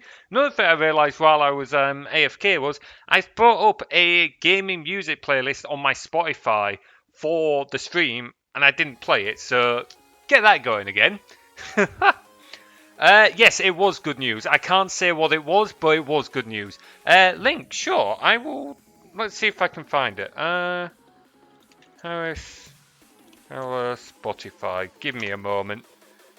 Where are we looking? Is this it?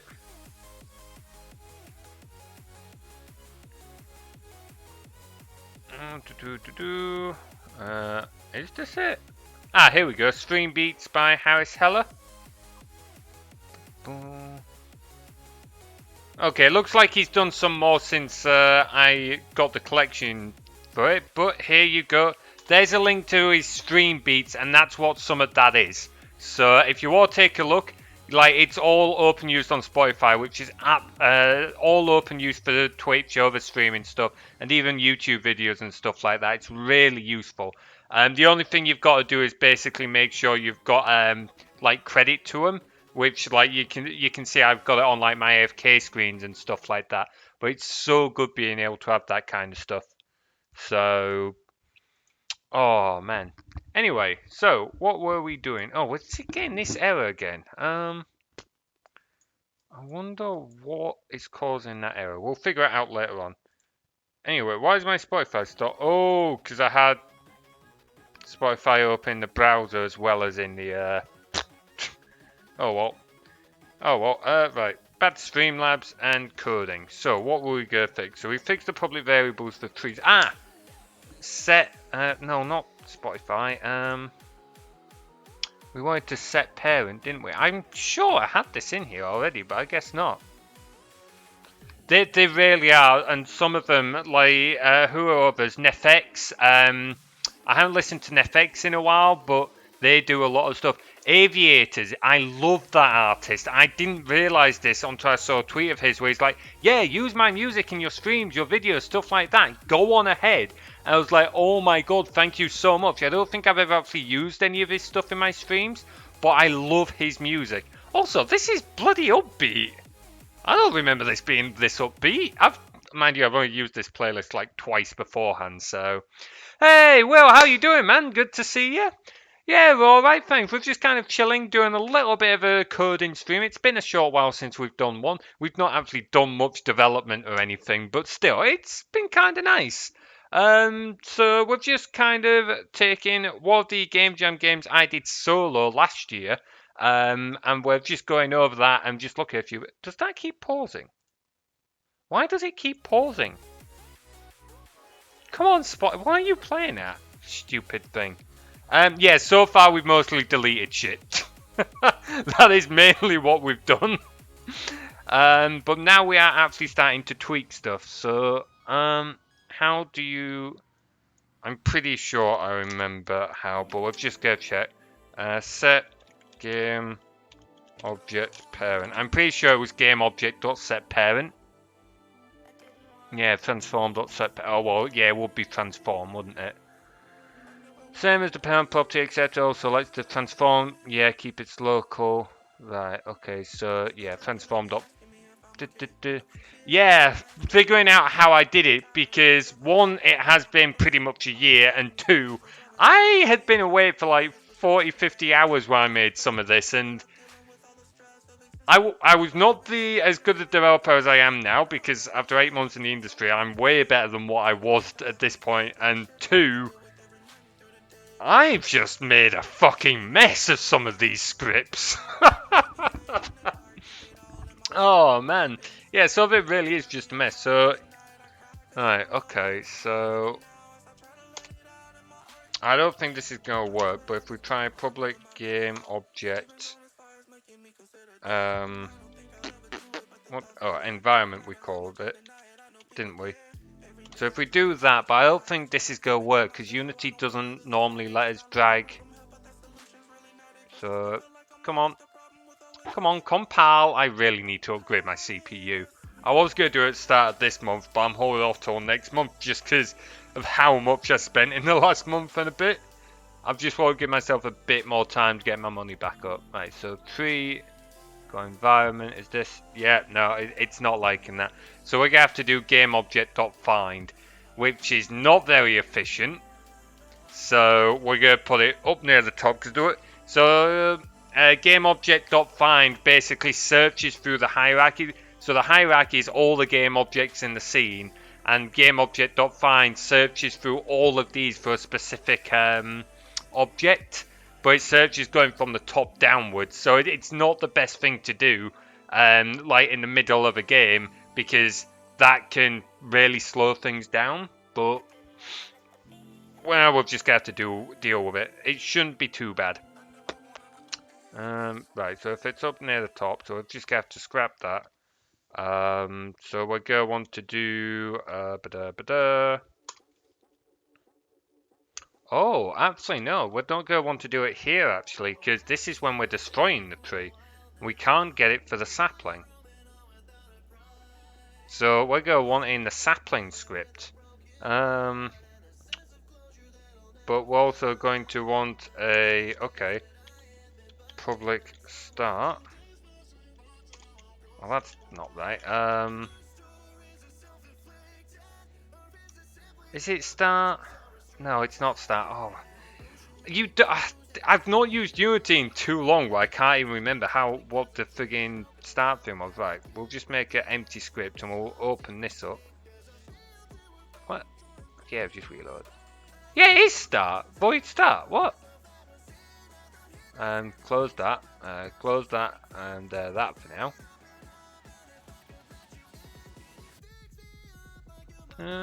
Okay, well, we'll just copy it across on it. Right. Oh, this is laggy. Yeah, no. Like, no matter what happens, I'm changing my PC before Global next year because this is just bad. Right, delete that. Delete that, yes. Yes, I'm sure I want to do that. Yes, right. Okay, so here we go. No, don't. Freaking pain in the backside, right. So, start, we're going to want to do transform defaulting of, well, transform being the transform of this object dot set, come on, set, done that? Oh, transform dot game object, that'll be it, game. Am I really this out of practice with Unity? Holy shit, it's a good job I did this before Global. If I got the Global Game Jam I was like this, I'd be in a right state. And bloody useless to the others as well. Right, okay, it's kind of good job they haven't joined me tonight, because otherwise, damn, this would just be embarrassing. Yes, set parent, so why... Oh, look at the example. Child.transform.setParent. So, oh, this dot transform. Derp. This dot transform. This dot transform. No, it's lowercase. Transform dot set parent. Here we go. And then in here we want to do game object dot find. Here we go. I am just an idiot. This is not a good way of doing it. I do not like using GameObject.find for like mid-level stuff, but we'll just have to deal with it for now. Right, okay, so do that, and then if we put the same in the sapling script, that should do sapling. Here we go. Start. There we go, and then this dot transform dot set parent game object dot find environment. There we go. So with those saved, let that compile. If we open up, oh no, we'll keep it closed actually. And then if we run, what compiling? Why do you not like that? What's the issue with that? Best overload has some invalid arguments. What? That's how you use GameObject.find, isn't it? Because that should return. Oh, hang on, wait. Dot transform. There we go. It's because, okay, GameObject.find returns a GameObject. Duh, GameObject.find. And what this is looking for is a transform. The transform being a child of the GameObject normally. So we need to get the transform property from the GameObject being found by GameObject.find. Duh, idiot. How did I get hired as a junior developer? Like, how did I pull that off? That. Oh, I don't know how I got hired. They must have just taken pity on me. That's all. They took pity on me. Give this poor guy a job. He's desperate. Right, okay, that looks like it's working. Let's see what happens if we cut down a tree. But the sapling shouldn't be... Okay, yeah. So logs spawn in there and tree death being the particle effect. They spawn there, but that's fine because the logs we pick up and disappear anyway. No, I think for the sake of making things better, we won't change the particle effects because they despawn after a set amount of time. So that's not going to fill things up, but the logs and that might not be picked up. So we might set the parents of those two. Technically, we don't need to. Technically, this is being CPU inefficient, but it's a very small change. It shouldn't be made. It won't make much difference to the optimization of our game, and it will make the development slightly easier because we're not messing up our whole hierarchy. So I think all droppables, like rocks and logs and that, will add to a new object. So let's create empty. Call it drops.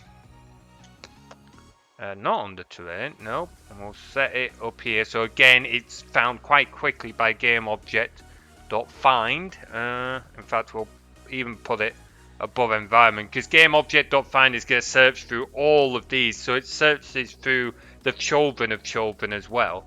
And drops is going to have far less children in it than environment. So it makes sense. Again, we are talking minor things here. We're not likely to have enough game objects for it to make that much difference. But still, I don't want to make an absolute bloody mess of it. Or at least any more of a mess than it's already going to fucking be. Is the timer the sounds when...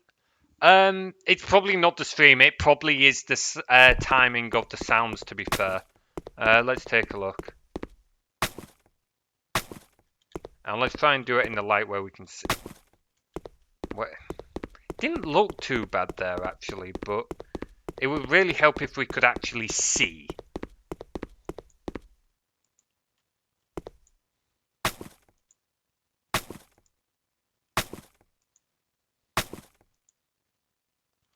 Okay, it seems right, although the distance was not great, so I might have to adjust the rear casting on that, but,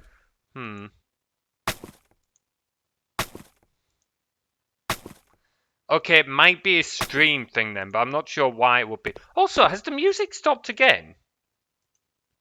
What the hell, Spotify? Why do you keep stopping? That's weird. I don't know why Spotify keeps stopping, but it's peeing me off a little bit. Okay, that might be stream related. I'm not sure, but that's something to keep an eye on. Let me know if it gets worse, Jeevious. Either way, so that doesn't seem to be too much of an issue, but we are going to change the parent that the logs and the rocks go under. So we'll go on that script and the rock script. I don't think no. I don't think we're going to want to... we can actually get rid of some of these, like the huts. No, we'll look at those as a set. Let's sort out these scripts and then we'll sort that out. So, close that. So, void start. There we go. It's probably because I had it as public void start earlier, and that's not right. That was probably why it wasn't working properly. So, this dot transform dot set parent. Game object dot find drops dot transform. There we go. How object hierarchies work? Is it like object.child.child.child? Are you asking in regards to Unity here, Devious, or are you asking in terms of object-oriented programming?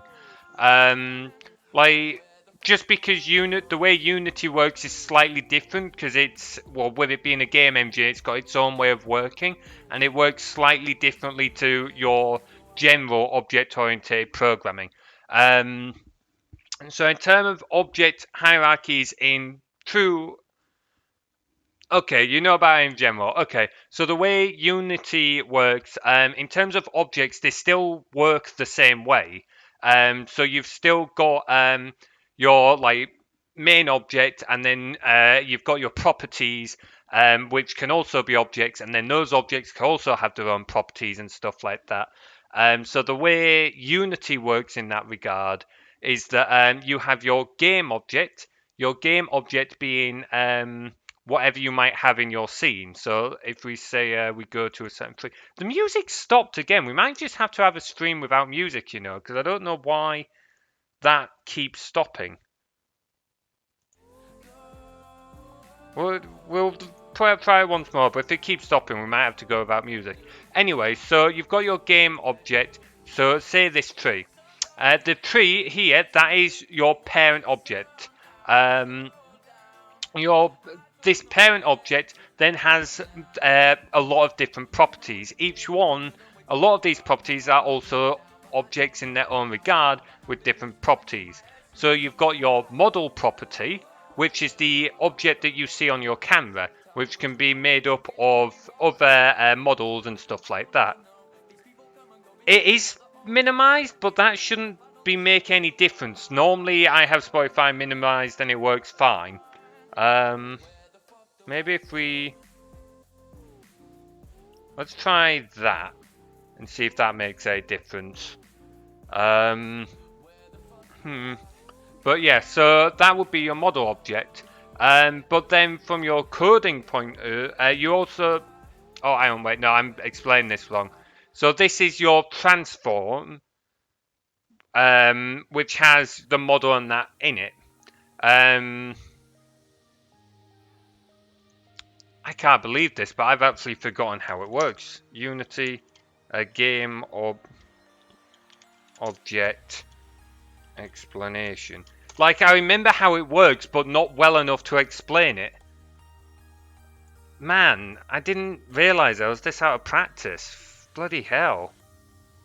Learning all the stuff at work is actually just... Really? Legacy documentation? Seriously? Okay, represent characters, props, and scenery do not accomplish, but they act as containers for components. Right, okay, here we go. So your components being so you've got your game objects, which are just sort of like an empty object, and the components, which are in the hierarchy here, are the properties of the game object that dictate the different behavior. The transform being the object itself and its location, and it's the transform that dictates its parent and stuff like that. For example, this tree is a child of the environment game object. So if we want to change its parent, you have to change the parent of the transform property, not of the game object itself. If that is explaining it a little bit better, I'm really sorry. That's a terrible explanation. I wish I could give it better, but I'm starting to realise that I am actually really out of practice with Unity, and I've completely forgotten so much about it. Holy shit. I apologise. Sorry. Wow, talk about friggin' imposter syndrome starting to kick in. But yeah, feel free to continue to ask questions. I will answer them the best I can. Normally I can give better explanations than that, but I guess we might end up sticking with the slightly shitty explanations for now. I'm glad you understand it, because I feel like I've confused myself more with it.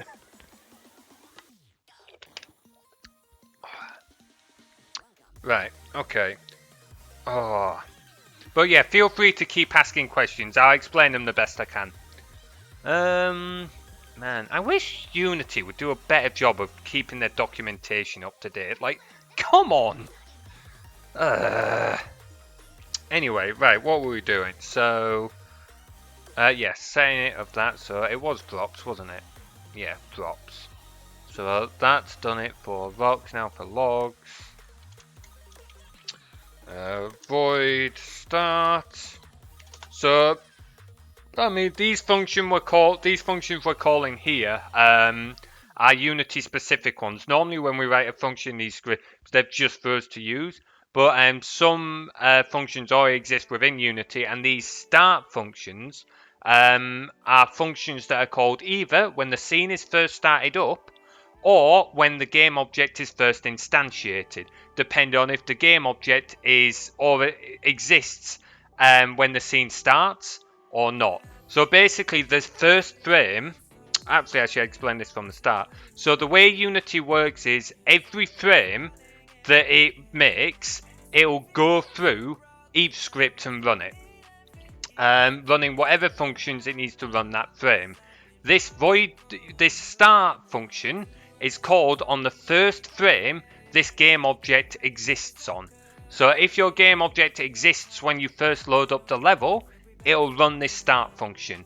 If you spawn the game object halfway through the level, it'll run this start function on the first frame that the game object was instantiated on. It's enough to understand roughly what you're talking about. I'm glad I was able to give that much across with a terrible explanation. Anyway, so this transform.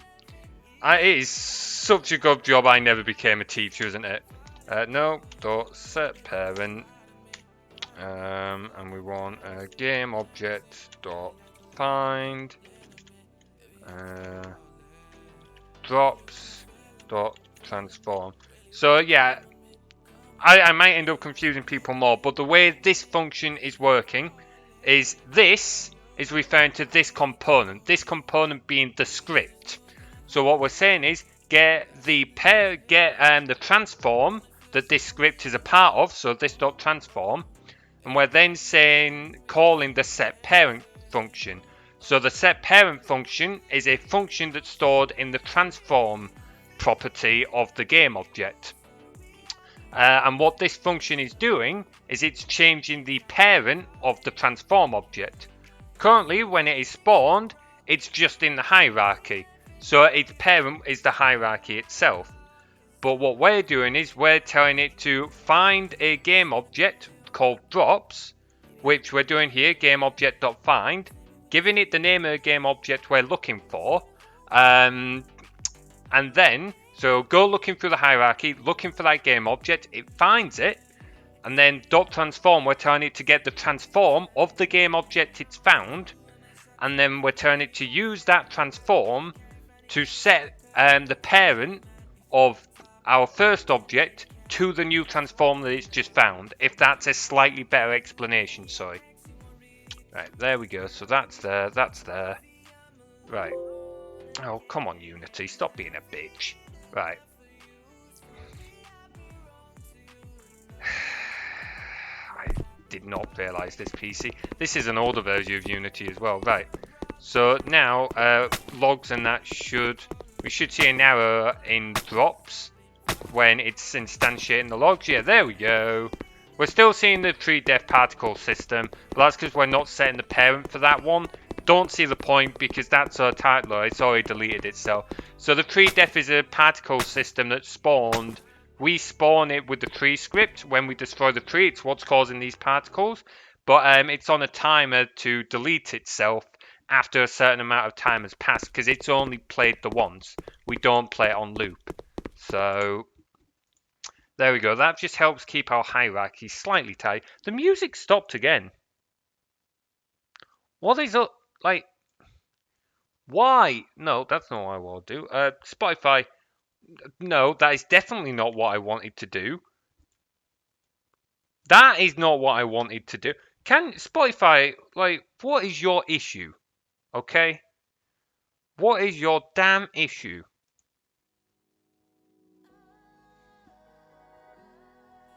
It's not because I've still got it open in the browser, is that? No, I thought I'd closed it in the browser. I don't know.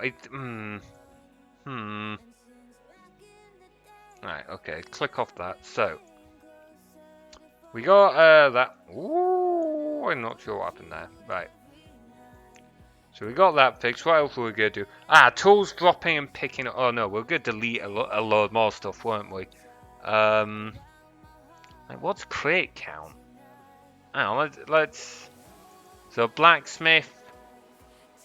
Okay, we're completing. Yeah, no, we'll delete all the building scripts because we're just going to be completely rewriting those. So delete that. Yeah. Buildings. What's this? Oh, let's just keep in track of a number of buildings built. We can delete that. Crate count? What's crate count? Oh, that's not very modular. Delete that. Crosshair we'll keep because that's what renders our little crosshair for the player. Events manager we can delete because we're not having objectives anymore. Huts we can delete because we're just redoing that. Iron bars? What's iron bars? Oh, that's when the player's picking up the metal. We'll leave that. That is going to need some tweaking, but we'll leave that in there. Items, that's something we're going to have to look at because I'm pretty sure that's the script that the player uses to pick up. NPCs, scrap that. Yeah, that's just for playing the audio, and we're not putting the voice lines back in. We are not putting the voice lines back in. We will keep the particle system on. Pick up items. What's items then? Get key down. Am I really using get key down? Wow, I really could not be bothered to make this one properly, could I? Well, all of this is commented out. What? Is any of that one in use? What? Yeah. This is all commented out. What? Okay, well, we'll delete that script. Because it's just not doing anything. It's all comments. What was I doing when I made this? Oh, man. You know what? I think I might see if the others will do another stream as well. I've always said if they will do another stream reviewing like other people's game jam games. But I think we need to do a stream where we don't review the games themselves, but we review the projects. We've just started looking back through the code, like the actual inner designs of the projects themselves. And I think at that point we'll be slightly less proud of what we achieved because I'm definitely not feeling less happy about what I managed. Okay, so we're keeping that. That is the one that's actually used. Where I want to go back to that one when we look at tweaking the tools, the way they're being picked up and stuff. Player resources we'll keep, although I don't know why we haven't got it integrated with something else. Spotify can fuck off because it's pissing me off now. Alright, I guess we're not having music. Never mind, screw that idea. Screw having good ideas, apparently. Right, player voices. No, that's getting hard. That's going. Saplings, rocks we're keeping. Smeltery. Oh, that's the one that actually lets it. Hang on, let's take a little look at that. See if we can. Well, I don't know why friggin' that keeps popping up. Right. So this is the one that lets us was letting the player smelt in the smeltery. Now we'll probably delete it because yeah, that doesn't exist anymore. We know, and that doesn't exist anymore. We know. but it was buggy at best. I miss having the music on now. I want the music. No, I'm going to try with the music again. Right.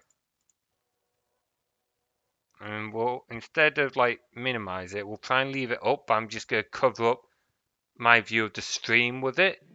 And hopefully it'll keep working. We'll just have to see.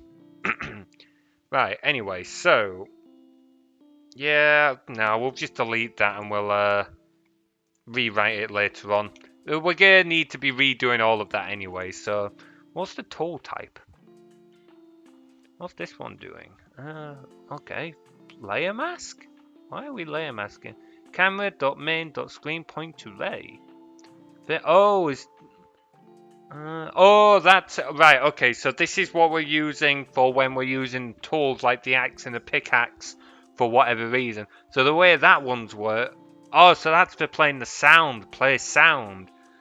But I think it's also going to be dictating what we're actually using it for. So yeah, we're firing a raycast from the center of the screen bar. Look of it.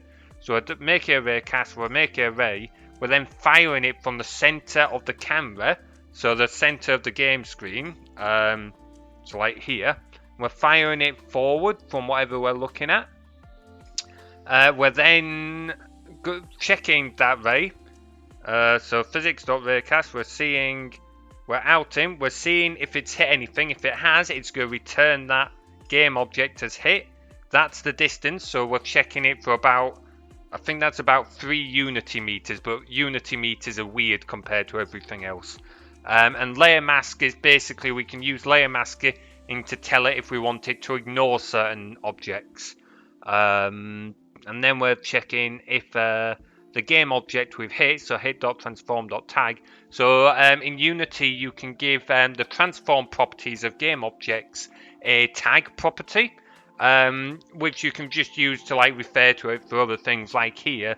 So we're seeing if the game object being returned by the raycast has the tag of tree, or if the game object.transform.tag is equal to stone.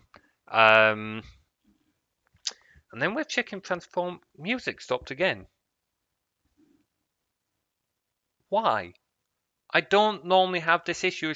Right, sorry. We're putting development on hold for a second. I'm Googling this. This is pissing me off. Spotify stops randomly. What is... Try switching it. It's not on my phone though.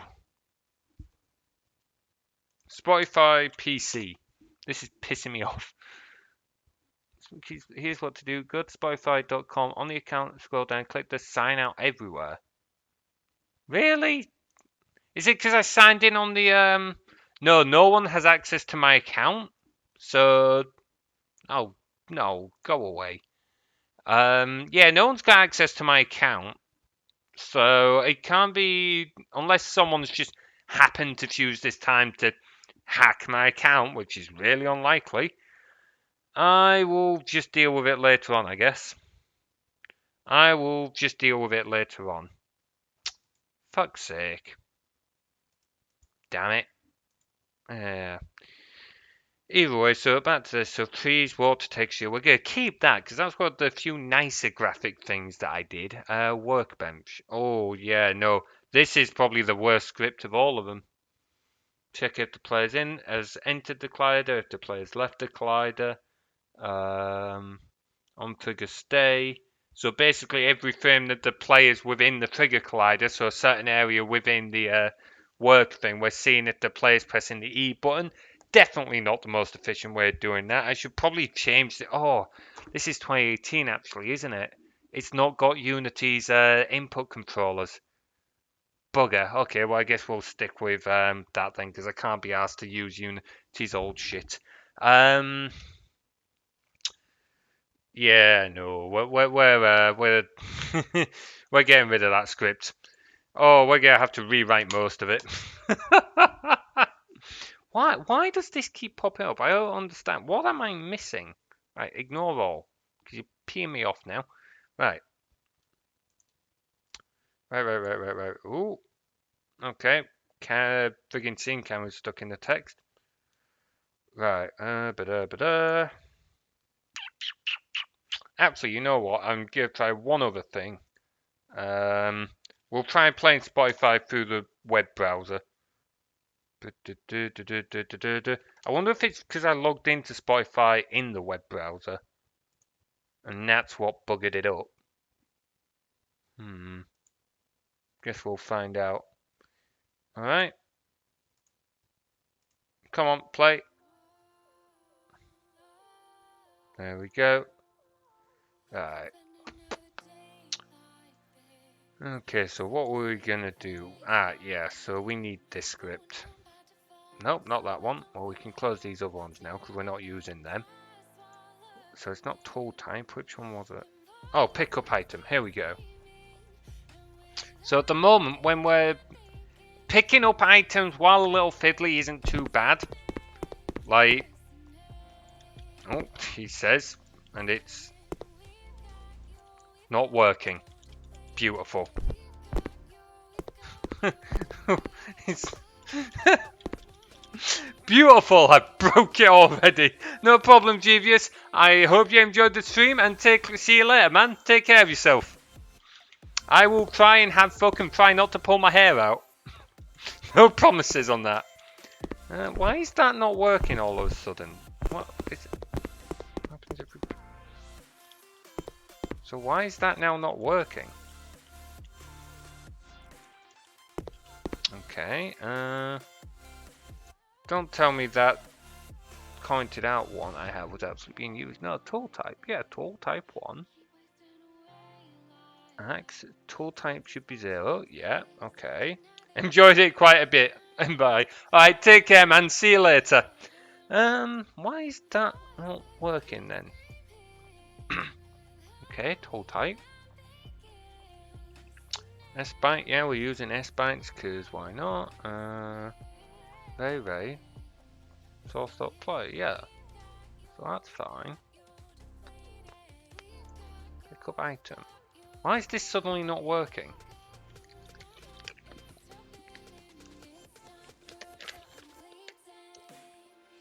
But yeah, damage, list. We have our list of tools, which is only going to be most current tool -1 because the default to not having a tool.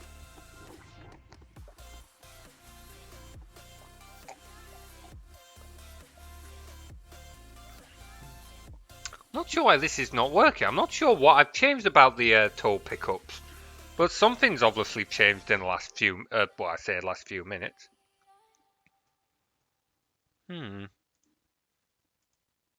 Also, Spotify still seems to be running now, which is nice at least. Now that we're doing it through the web browser, so I can only assume the app's bugging out slightly.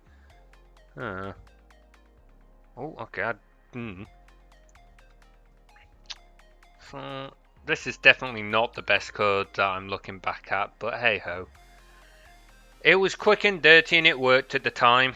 So, on update, if input.keydown.e and current tool -1, check for item. Okay, yeah. Else if... Wait, check for item. No, that's use tool. Yeah, I should really have used like a switch statement or something here.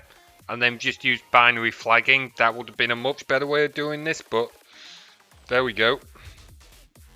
Ooh. So we want to go for pick up and drop tool. So check for item. There equals camera.main.screen point, yeah. So we're firing out our raycast. We'll make our raycast. We're firing out our ray. We're checking our raycast. We're out in the game object. The distance if hit.transform.tag. We're checking if it is tool or on the tag. And if it is, then we are picking up the tool. By picking up the tool, we are setting the current tool value to the component, to the value of the tool on the tool component of the game object we've just hit. We're setting the object in our tools list to active, and then if the tag is tool, we're Oh, we're setting the animator component. Okay, that's what that's doing. Else the animator is no, yep, because it won't have anything on there. And then we're destroying the tool that's on the ground, because otherwise they would see the tool out of hand and the tool on the ground. Okay. So why is that not working? What's changed? It won't be the script itself. It won't be the script itself because we've not changed anything in the script itself, and it was working beforehand. So it's something that I've done inside of Unity. I don't know what. Excuse me? Excuse me? What have I...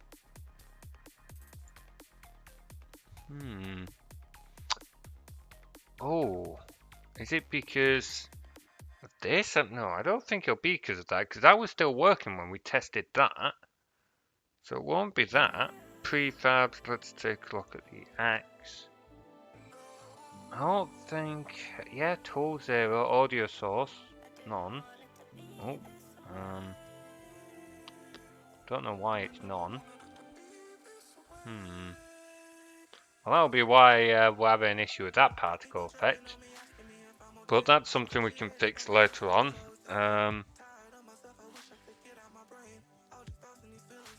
Right, make a note of that. Particle effect on tool doesn't work. Doesn't work. Okay, there we go. We've done that. We're working on that. So why? What has changed there? Environment. Not that. That. Okay. But then how's the audio working on that? Oh, well, I would love to test that that's still all working, but we can't. So, what game object is that? What is that one?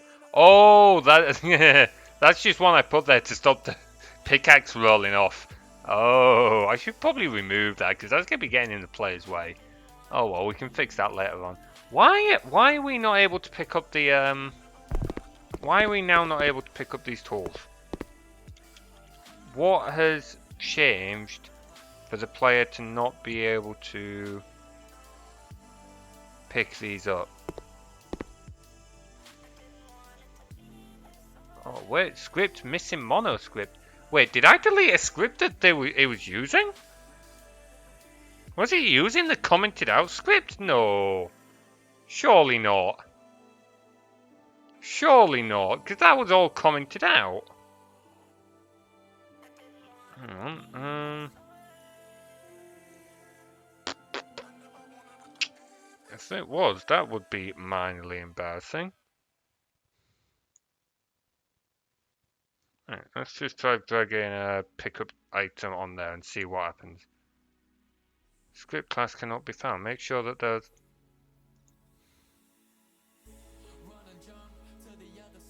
Well, it's right there. The public class... What? Wait, Oh!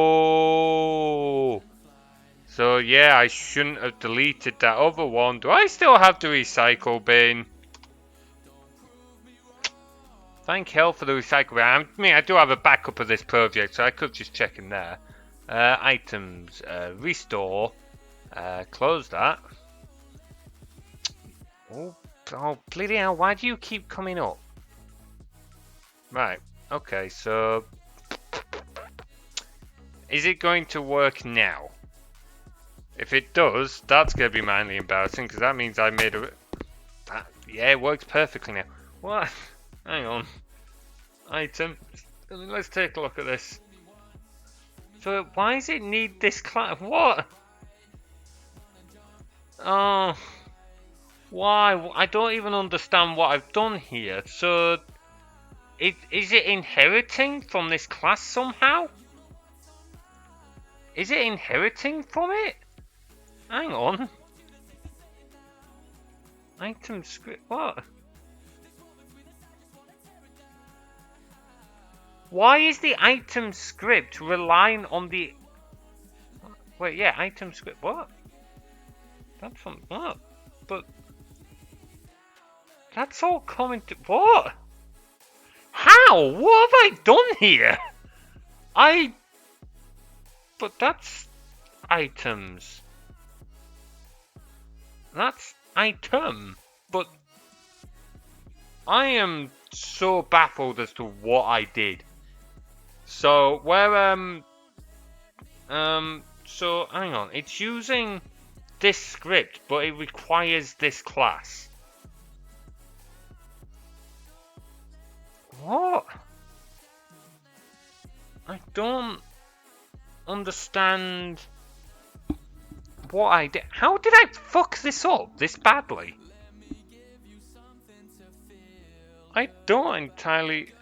Oh, I found out why Spotify kept stopping, because I'm in a Discord channel. Spotify playback pause while transmitting audio. Right, well, that it can go the hell away. Why do you keep pausing Spotify? Yep, there we go. It's just... No, oh no, it's just gone to the next track. How the bloody hell do I change that? Because I do not like you stopping. Because I like to listen to Spotify while I'm talking to people sometimes. Okay, I'm going to have to change this later on. Because I'm going to have to going through this. Because that is a... Use experimental method to capture audio from application. No, that's not what we want.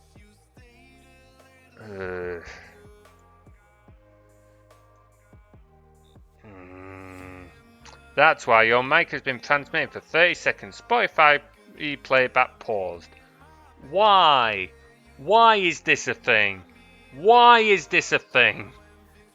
This auto pause error may also appear when using the following features with Spotify: voice chat, screen share, go live. Oh, okay, that makes sense. Allows us to stay in.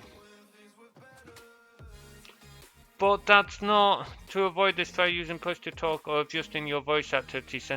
Mic is not activating when you listen. Okay, so it's because I'm in a voice chat. But it's not working that well because it doesn't stop it running in the web browser, so it clearly needs work. Sorry, Discord, to rag on you, but it needs work. Oh boy, well at least we figured out that one. That's something, right? Right, okay, so I'm not gonna lie, I'm not looking forward to do it. I wasn't looking forward to dealing with this bit before, and now I'm really not looking forward to it. I don't understand why it's relying on this. I don't understand how this script is relying on that. Hang on, items, but it's not using. But it is using the items one. So how is it getting all of that? It can't. It's not inherit. It can't be inheriting it. So Oh, this is giving me a headache. This was a mistake. I shouldn't have chose to do programming. I've been doing development at work all day. Now I'm doing development in the evening. And now I'm going to be doing development when I get back to work in the morning. Why the fuck did I decide to do this? Oh, this was a mistake. Yeah, Okay, well, either way, sod it. Has that just stopped music? It has just stopped music. Okay, well, I can... Oh, wait, no, it just went on to the next one. It just had a very sharp cut. I was about to say I'll take back my ragging on Discord now, but actually, no, my ragging can still stand. Okay, so either way, back to the issue we're going to try and fix like 20 minutes ago. So the drop tour. So the mod is just kind of dropping the tour exactly where the player is, I think. Yeah, so it's just dropping the tour in the same place as the player. So I think what we'll try and do is we'll adjust it for now so that it's just it's dropping the tour. Well, I say it's dropping the tool. What it's actually doing is because the player always has a tool on and we just disable it. And then we just delete and spawn tools as we pick them up, put them down to simulate that. So when we're instantiating the new one, instead of instantiating it where the player stood, we'll look at like spawning it in front of a player. Oh, I remember looking at this actually, but it was actually proving to be a bit of a nightmare because it kept using the player's world position, not the player's world rotation, not the player's local rotation, which means depending on, like, it wouldn't matter where you look, it would always spawn on one side of the player. So if I was facing this way, it would spawn here, but then as a player I could face that way and it would still spawn back here, which was stupid. It didn't look right, and that's why I ended up spawning it inside the player, even though it had that little stupid bug. Oh, and I couldn't fix it in time. I was spending too long on it and I had other shit to do. So, we want to be able to use the player's local rotation for spawning it, I believe. But then we need to set its position based off the player's local.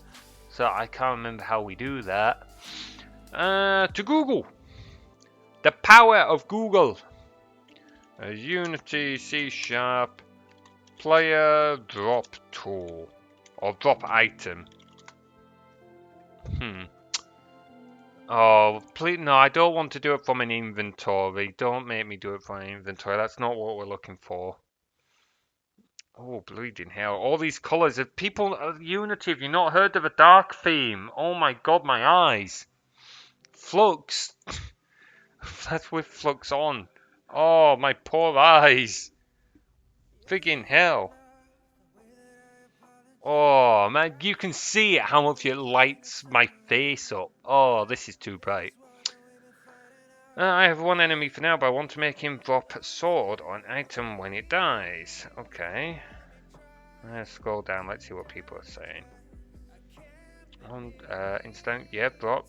Yeah, but that's just going to do the same thing as what we're doing. It's just dropping it exactly where the player is. We will be able to drop it.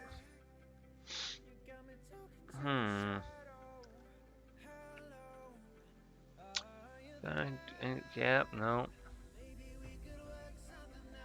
What you can do is Lord of the Rings online system. They spawn a treasure chest every... Oh, no.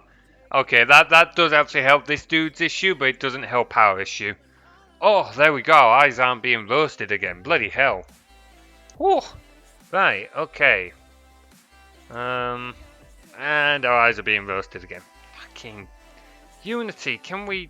Oh, I thought I was logged in. Come on, are you gonna remember my login details? Oh, that's not right. That's the wrong one. But go on, sign in for now. Come on, sign in. Sign in. Right. Settings, please. Oh, you're not gonna let me change settings? No, come on. Let me. I know this is our team account, but I still want it to be dark. Oh, fucking. I guess I'll just keep looking into the fucking sun then, I guess. Right.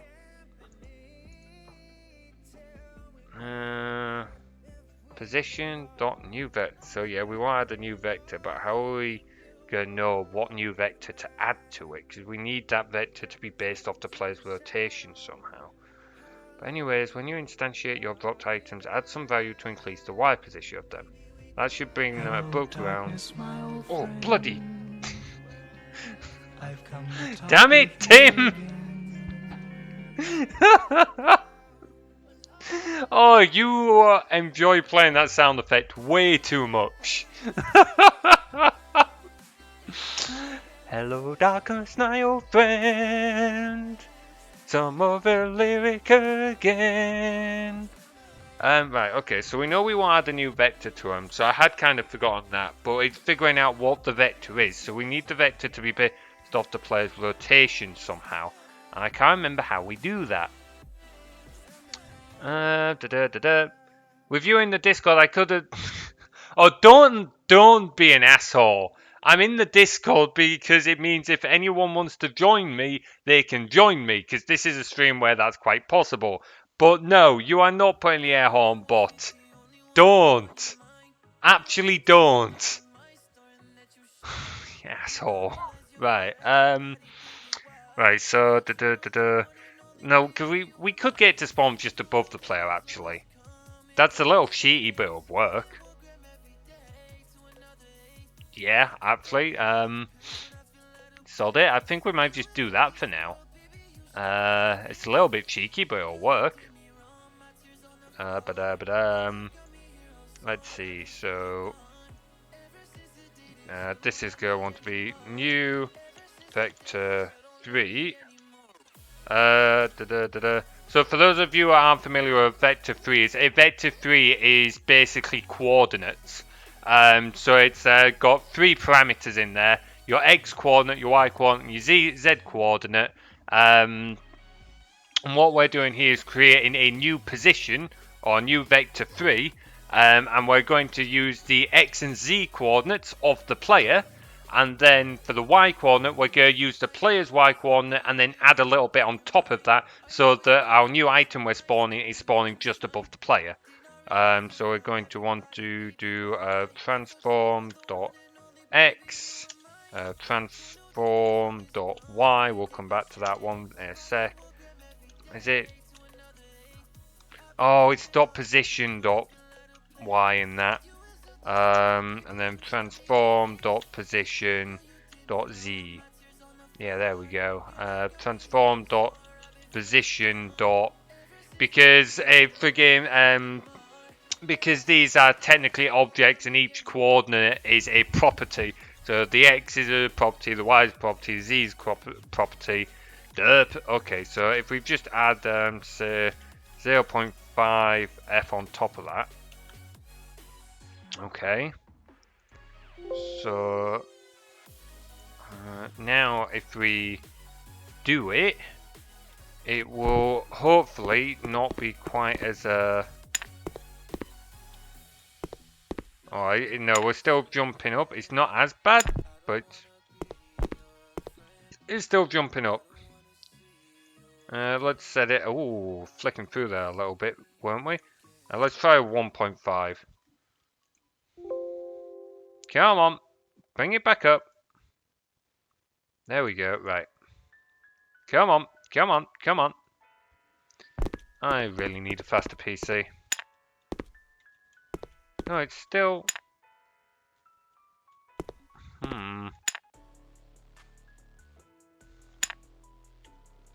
That's okay. That's a pain. That's a massive pain. Hang on. Let's just set it to something stupid like 15 for a moment and see if this idea actually has any. Like in theory, it should work, but theory and practice do not always work out together. No, what? No, it's still. Is it right? Hang on. Let's go something really stupid. Because at the moment it might be a scaling issue. Right. No, we're still okay. This fix isn't working. That's annoying. That's really annoying. Okay. Bugger.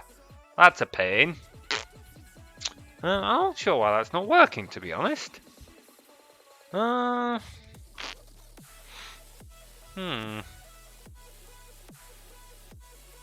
Okay.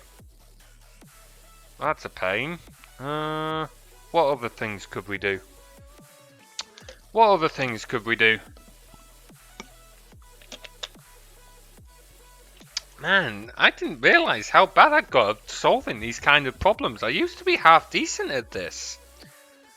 I never really thought that game dev and software dev were that different, but I'm starting to realise that actually, because of the kinds of problems that we solve and how different they are, I didn't realise just how much my way of thinking had changed until I tried coming back to this.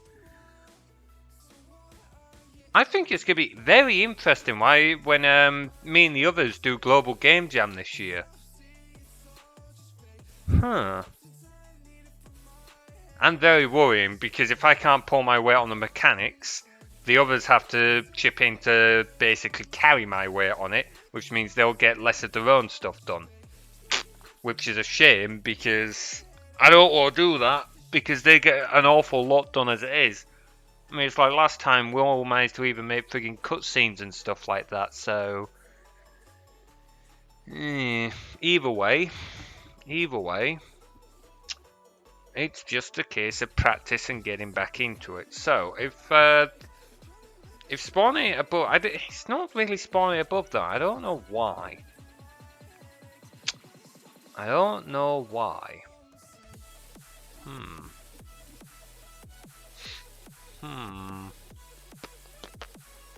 Wait, hang on.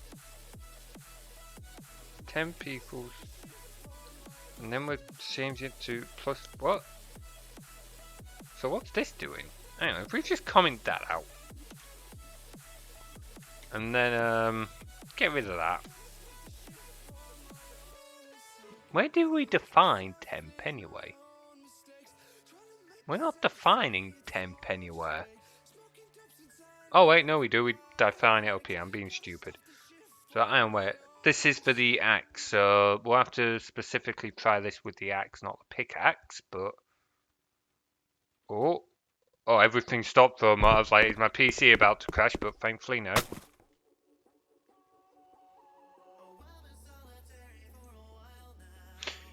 Yeah, so all that changes I was making was to specifically the axe, and I kept picking up the pickaxe. So, the axe is currently falling a long way. Oh, here it is! It was moving so fast. Okay, one thing Unity does not do well is when objects are moving too fast, colliders will pass through each other. The reason for this is Unity physics, you can change how it calculates its physics so it handles this better. But because it's not a smooth transition, it's on a per frame basis, so every frame it's calculating how far it's traveling and then it essentially teleports that distance.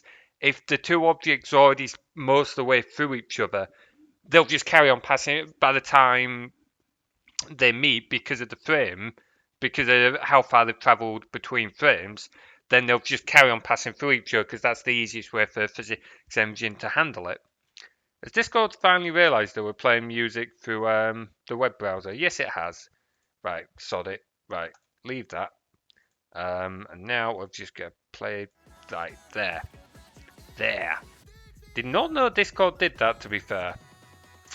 Did not know Discord did that. Right. Right, okay, so now that we know that I'm just being a complete twat. Also, I don't know why this wasn't doing anything, actually. Why was this not doing anything? Also, we're already spawning above the player, I think. At least we were for the... Why did we have... No, that's for the ore. Why do we have different code for all of this? Why was I not consistent? I don't know. Temp dot position. So the temp equals, and here if we comment that out, let's see if we do new vector 3, and we'll do temp dot position dot x temp dot... Oh wait, no, that won't work, will it? Okay, no, that won't work because that's not going to use... Okay, nope, I'm being stupid. So I'll leave that commented out, and we'll just stick with the teleporting above for now. And so, is one going to do this time? Going to the axe, making sure we go to the axe, and not the bloody pickaxe, just the axe. Ay. Right there we.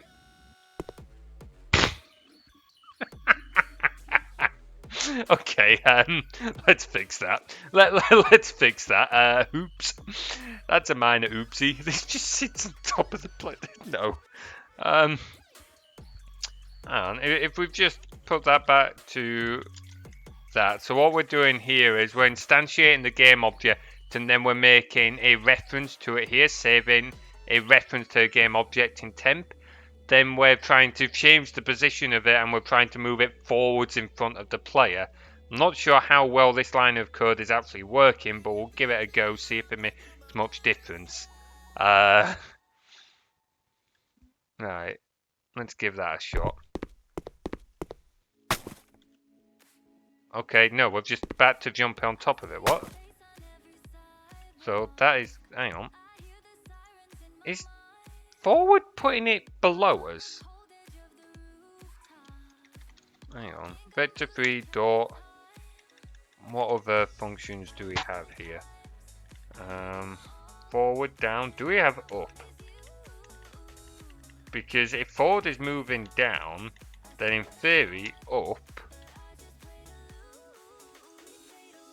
Oh wait, did we save that? Yeah, I did save that.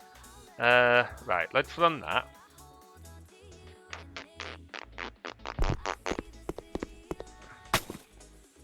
No, that I think that's making it worse. Yeah, that's definitely making it worse. Okay, so that's a nope. That's definitely a nope. Damn, this is such a minor issue, but it's so incredibly frustrating. But why is up putting it below the player as well? Like, temp dot equals. But hang on, that means that sod what we're doing here because we're completely changing it here. So that's not right. Hang on. Comment that out, and then we'll set this as a new line of code. So we'll grab all of that, and we'll comment that out. Instantiate, and here we'll do bracket so we can get it to do. In fact, no, we don't need to get it to because it will automatically. So transform dot position times transform dot forward. Is it vector 3 dot forward to 3 dot forward times, let's say to a pretty big amount, times 3. Why do you not like that? Times can't be. But we're doing that down here. Oh no, we were adding it. Okay. Then we're times in this. Let's see what this does. Let's see what this does. This is going to do something else utterly stupid, isn't it? Most likely. Most likely. Oh, what? Wait, what? Oh, that worked! Oh, I don't think it is working. Hang on. No, because it's always on one side of the player again. Ah! No! How hard is it to get it to pop a bloody tool in the right place? I mean, I could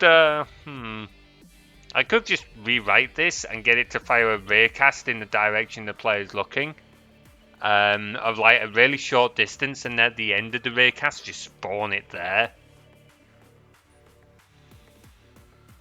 which is very tempting. The only issue is if the player's looking straight down, it might like spawn it underneath the terrain or something like that, and that's a problem. Like I could put code in there to alter it, but the thing is I should be able to just get this to work as well. I might go back to just spawning it above the player, and then keeping the vector 3 dot. Oh wait, because vector 3. Hang on. Because vector 3 is just going to be vector 3 dot forward is just forward relevant in not reality in comparison to a game scene. We want it to be forward compared to a player. So transform.forward is going to be what we want, not vector3.forward. Okay, let's try this. Okay, so it still works that way. Hey, we figured it out. I'm not completely dumb. Not completely dumb anyway. It's only taken me way too long to figure it out. It's still also spawning a little bit far forward, but that's easy enough to fix. We can fix that with just... if we leave it as 1F, is that going to be far enough? Because if 1F is far enough, then we can just delete that little multiplication bit.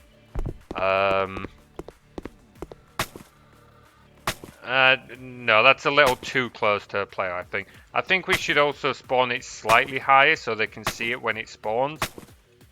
So,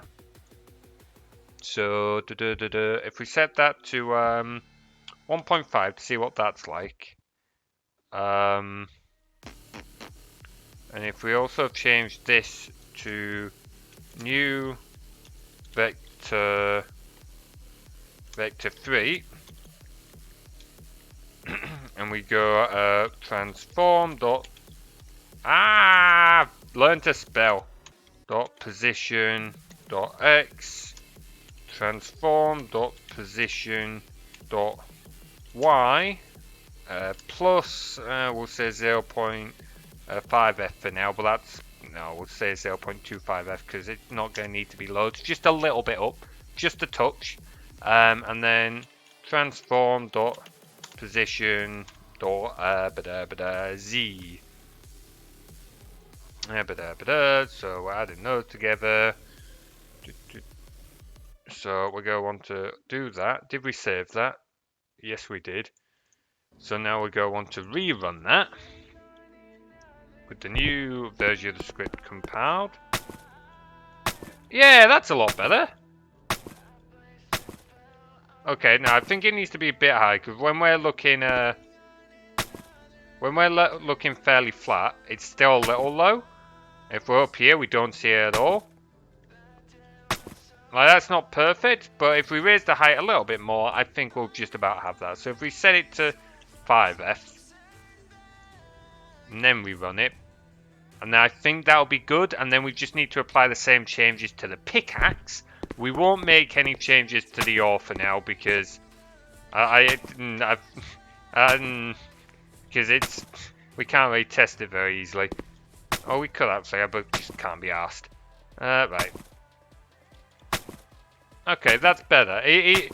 We should be... I think we will need to change the rotation of the axe because it's always rotated the same way.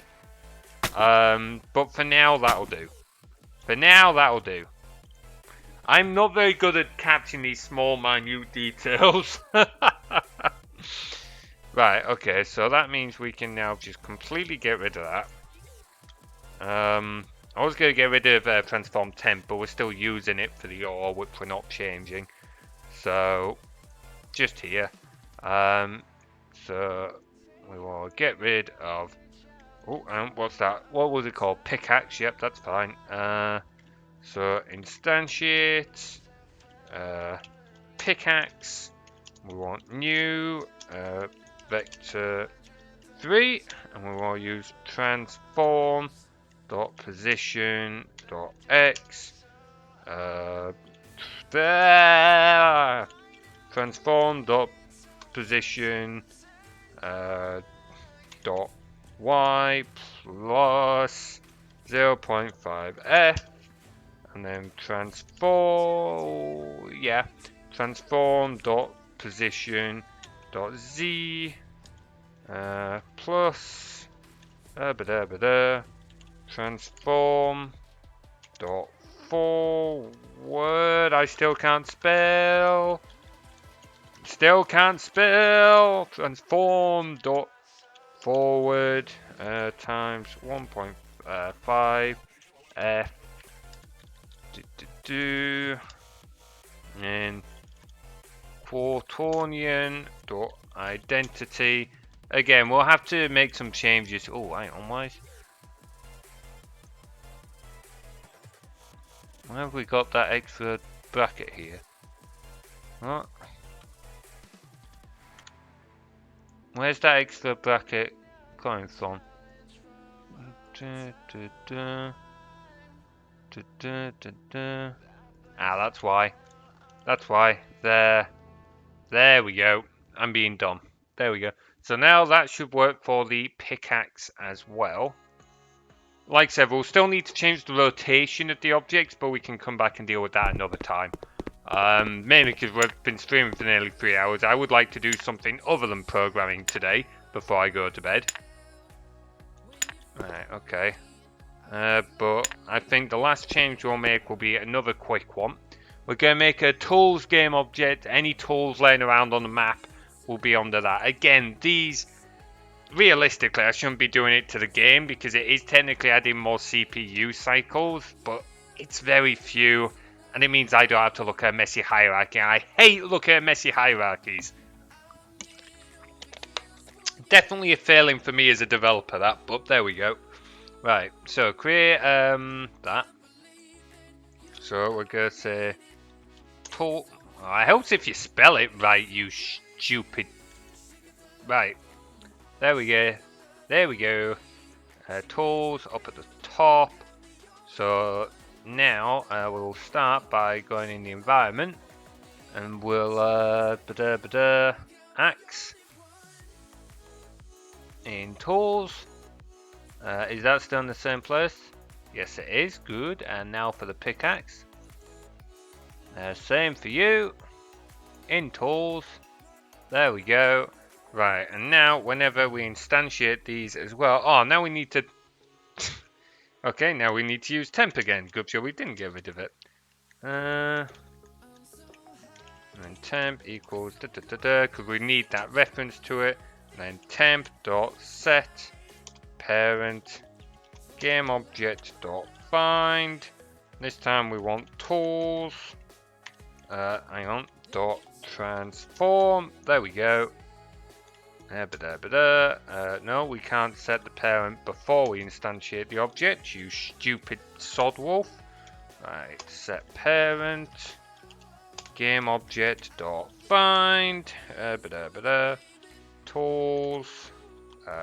Dot transform. Yeah, dot transform. There. Idiot. Right, okay, so save that. Right, okay, so now, yep, they're in there. Disappears, we drop it.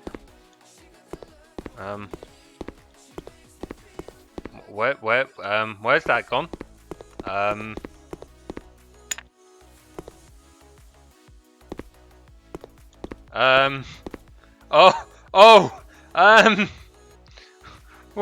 What the?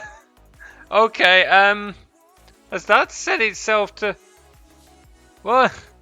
Oh no, it did. Oh, okay. I don't know how that's happened. It should have found that one first. Oh, I don't know how they. Oh, okay. Well, that was a mistake. Okay.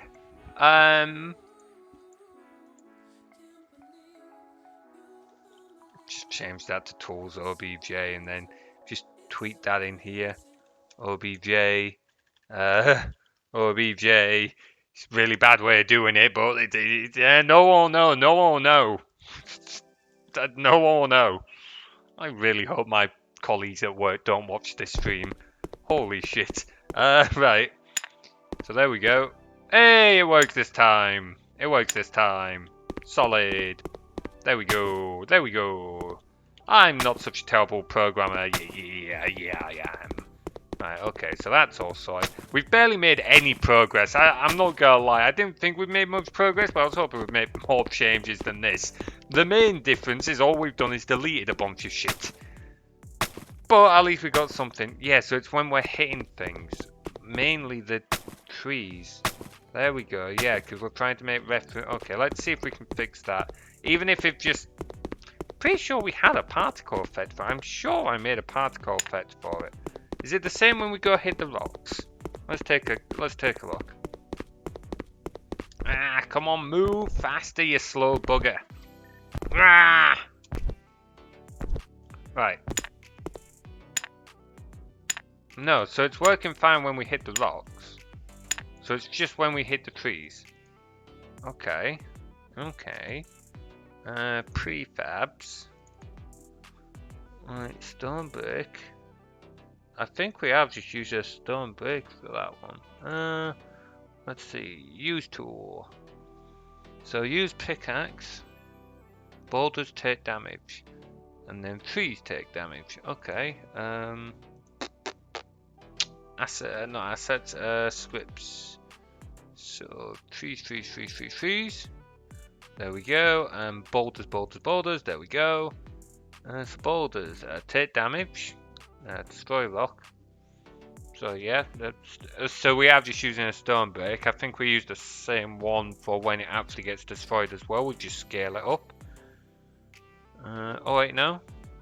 Oh no. So what? Hang on. Is it in here? What? CD active? Oh wait, what? Oh, that's cooldown. What? So what's playing the particle effect? Where are we playing the particle effect? Let's drop tool. Which tool? Yeah. Okay. Use pickaxe. Use axe. Yeah.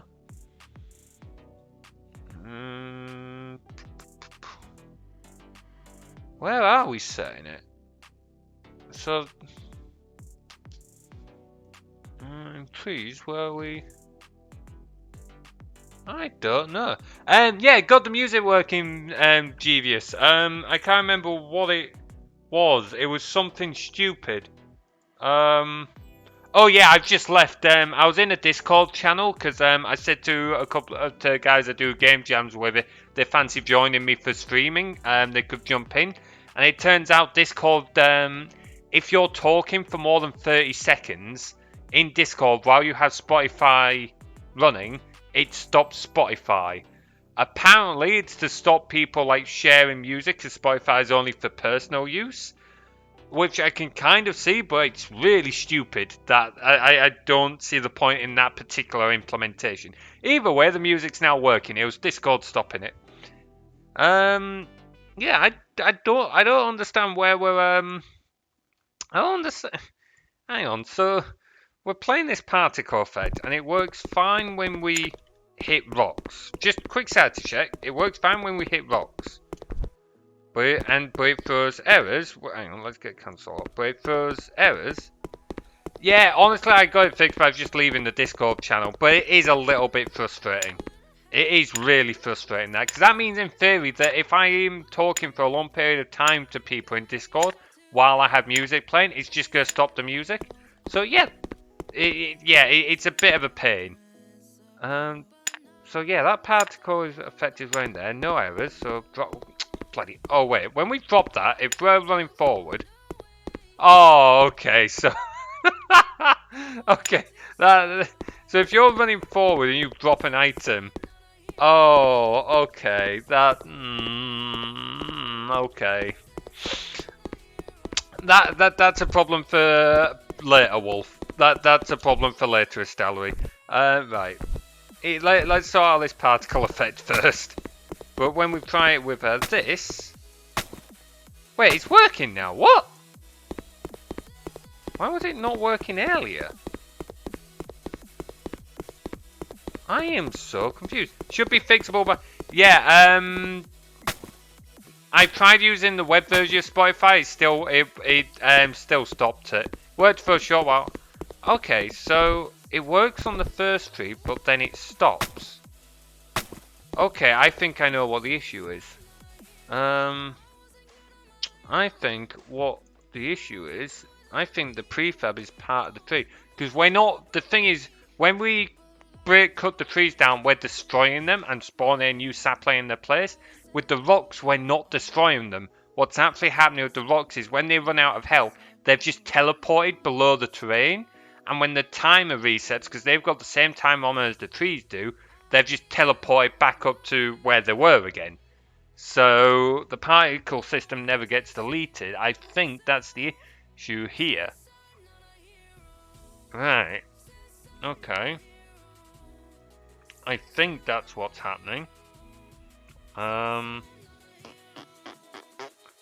think. Shouldn't be able to interact with your desktop through the browser. Yeah, I would have thought so. It does raise some interesting security questions when you start to think about it, but that is definitely one I'm going to look into. Like, I don't think it'll be much of a common problem for our streams, but even so, it is still a bit of a nightmare. So, definitely something I'll be looking into on that one.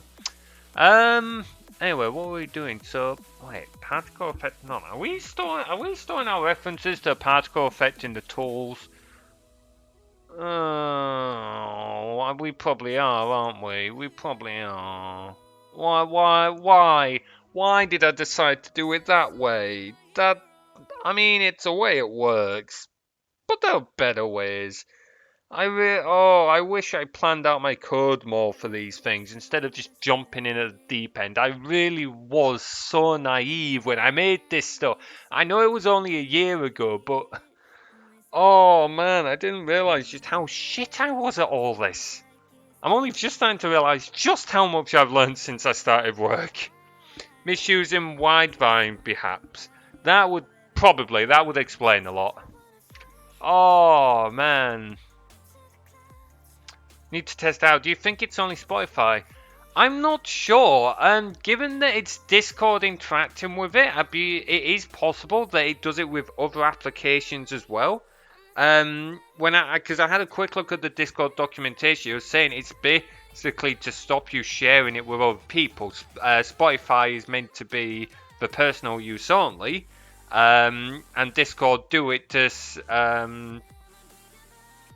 Mind you, it could also be Spotify. No, I think it was a Discord thing. It's possible. It'll be interesting to see if it does it with like Amazon Music and stuff like that. Unfortunately, I don't use that stuff, so I can't really say, but it would be interesting to see. Oh man, I don't know where. Okay, so we're storing. So wait, where are we? Is it here? Aha, so we're playing it here on tool type. Wow, I made a mess of these scripts. That would make a lot of sense, actually, yeah. If there's a function call in the desktop shortcut, that could be it. Okay.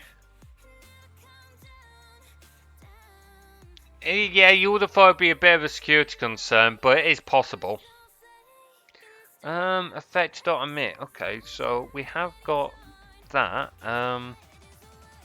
That's on player sound. Where is player sound being called from? Pick up tool? No, check for item. No. What? Where is this being called? I don't understand. Wait, I know where this is being called. It's being called as part of the animation. Okay. That explains a lot. Huge breach of the untrusted part of the browser. Yeah, I mean, we don't know for certain that is the case, but it is possible, and it would not surprise me. At this point, I don't trust most applications and most companies for the way their security works, because just the way they mine data or like abuse certain principles and stuff like that, it's no longer a surprise to me. So, but there we go. So, effect.emit. It's got the effect for the first tree that we cut down. So it's working the first time round. So it has... Hang on. So, hang on. Is it because... Oh, I might... Oh, actually, where's... Right, environment. Where's a tree? Where's a tree? Here's a tree. Tree death. Right, we have... Oh, where? What? No, I think we have tree death in here as well, don't we? Yeah, we do. So that's not... I don't... What? Okay, why? Where's this bug coming from? Where the actual hell is this bug coming from?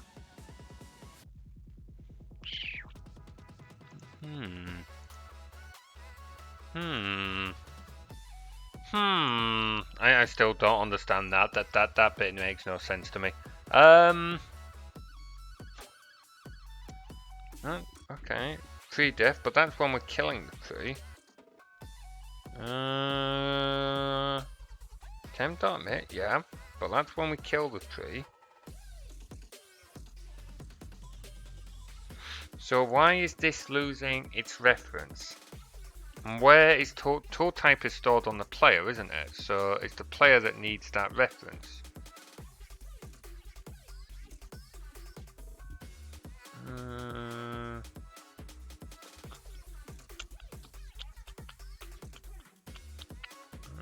Hang on.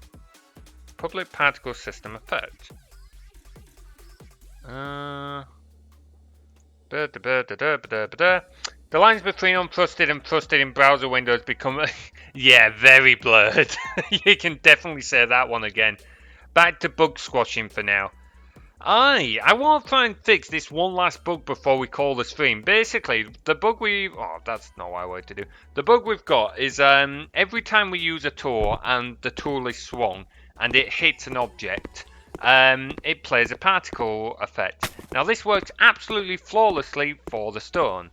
For the wood, you can see if we swing once, it works, and it keeps working.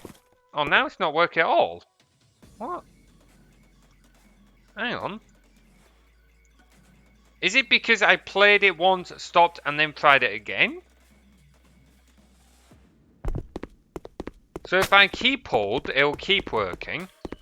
1, 2, 3, 4. If I keep hold, does it work on the next tree? No, okay. But if I play and then click once, stop the animation, and then start the animation again, it doesn't work either. So once, worked, stop, go back. Still works. What? No, it's not playing now? Oh, now it's... What? How is... I don't... What is this script on? What is tool types on? Is it... Sure, I thought it was on the play. Is it? No, it'll be on the thing itself. Here we go, tool type. But they don't have any effect on... What? So how's it getting the effect in the first place? How's the effect working at all? Bangs to the tree somehow. Yeah, but that's just it. It's this script that plays... So this is the command that plays the effect. Effect is the particle system it should be playing. And this is the line that says effect.emit random.range. So basically it's saying pick a random number between 12 and 20 and emit that many particles.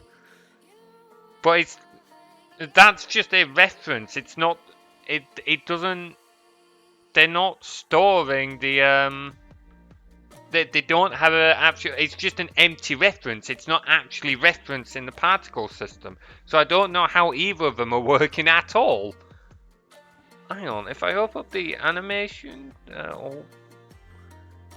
Oh, my head is really starting to hurt. Animations. Oh, which one was it? Was it... No, that's not what we want. X-Wing animation. Yeah. Play sound. So that's the function call. On that frame of the animation, it plays this function. So how is it getting that reference? That's empty. It's literally got nothing in it. This line, it's empty. It's got nothing in it. So it's telling it to emit on an empty object. I don't... What? How? How? Hang on. Debug.log effect. Let's just see sanity check. Debug what effect it, like, what? It's what? Like, it's got to be the particle system, because that's the only way it can be playing, but I don't understand how it's getting that reference. 3D? What? 3D? So, yeah, it's getting the 3D particle system, but where is it getting it from? Hang on, if I hit it again... But then it's saying, wait, The object type particle system has been destroyed, but you're still trying to access it. Where is it being destroyed? Oh! Right, I figured it out. Okay, okay. Well, I figured out part of it anyway. I figured out what the cause of it is. The three-def particle system has a timer on it. I can even show you the script for it. But basically, the three-def particle system is set to destroy itself after a set period of time. Here we go, particle system. Yeah, here we go. So it's got a time, and after that amount of time, it destroys itself. The idea being is that we spawn the particle system when the tree is destroyed, but then even though the particle system only plays once, the particle system's still there, and we don't want the game scene to just fill up with these particle systems not doing anything. So after a short amount of time, it deletes itself. And that's what's playing havoc. I think I have... Now I'm starting to remember. If I unpause that and I come up here somewhere, I'm going to have a... Wait, why is that back in there? What? Event system? No, I deleted you. Go away. Buildings. No, you go away. Boundaries. No, we won't keep you. Not in canvas. But environment, maybe. Or no? Maybe not. No. Okay, never mind. I thought I had Okay, no. Okay, maybe I'm just getting too tired for this. Maybe I'm just getting too tired. Hey, Beer Vampire, how are you doing, man? Yeah, no, we were doing something a little different for this stream. We're doing another developer stream, just as something a little bit different. I'll be back to Dungeon Keeper, not on Saturday actually. We're doing a Warriors stream. Then we're building Warriors as a D&D character. But I'll be back to Dungeon Keeper as of next Tuesday, so don't worry. Because we're so close to beating Asmist. I am not giving up on Dungeon Keeper anytime soon. Definitely not now when we're so close to beating Asmist. Oh, man. But yeah, I don't think I'm going to fix this bug tonight because I'm starting to get too tired to deal with this crap. I've been coding all day because it is my fucking job. I don't know why I decided to do this to myself. I thought it would be kind of chill, but it's like, nope. Never mind. Anyway, so I think I'm going to look at... why do I have new MoSpace activity? What? I don't know, figure that out later on. Anyway, so I will talk to you guys later on. Thank you very much for watching. I should really stop saying that and then saying other things. I probably will do a few more developer streams because I do enjoy doing these, but they're not going to be very frequent. Like I said, maybe once a month at most. Mainly just because, well, partly because Dungeon Keeper is our main go-to, and mainly because coding is my day job, so I don't always feel like coding by the time I finish work. In fact, I normally don't feel like coding when I finish work. This was kind of a one-off.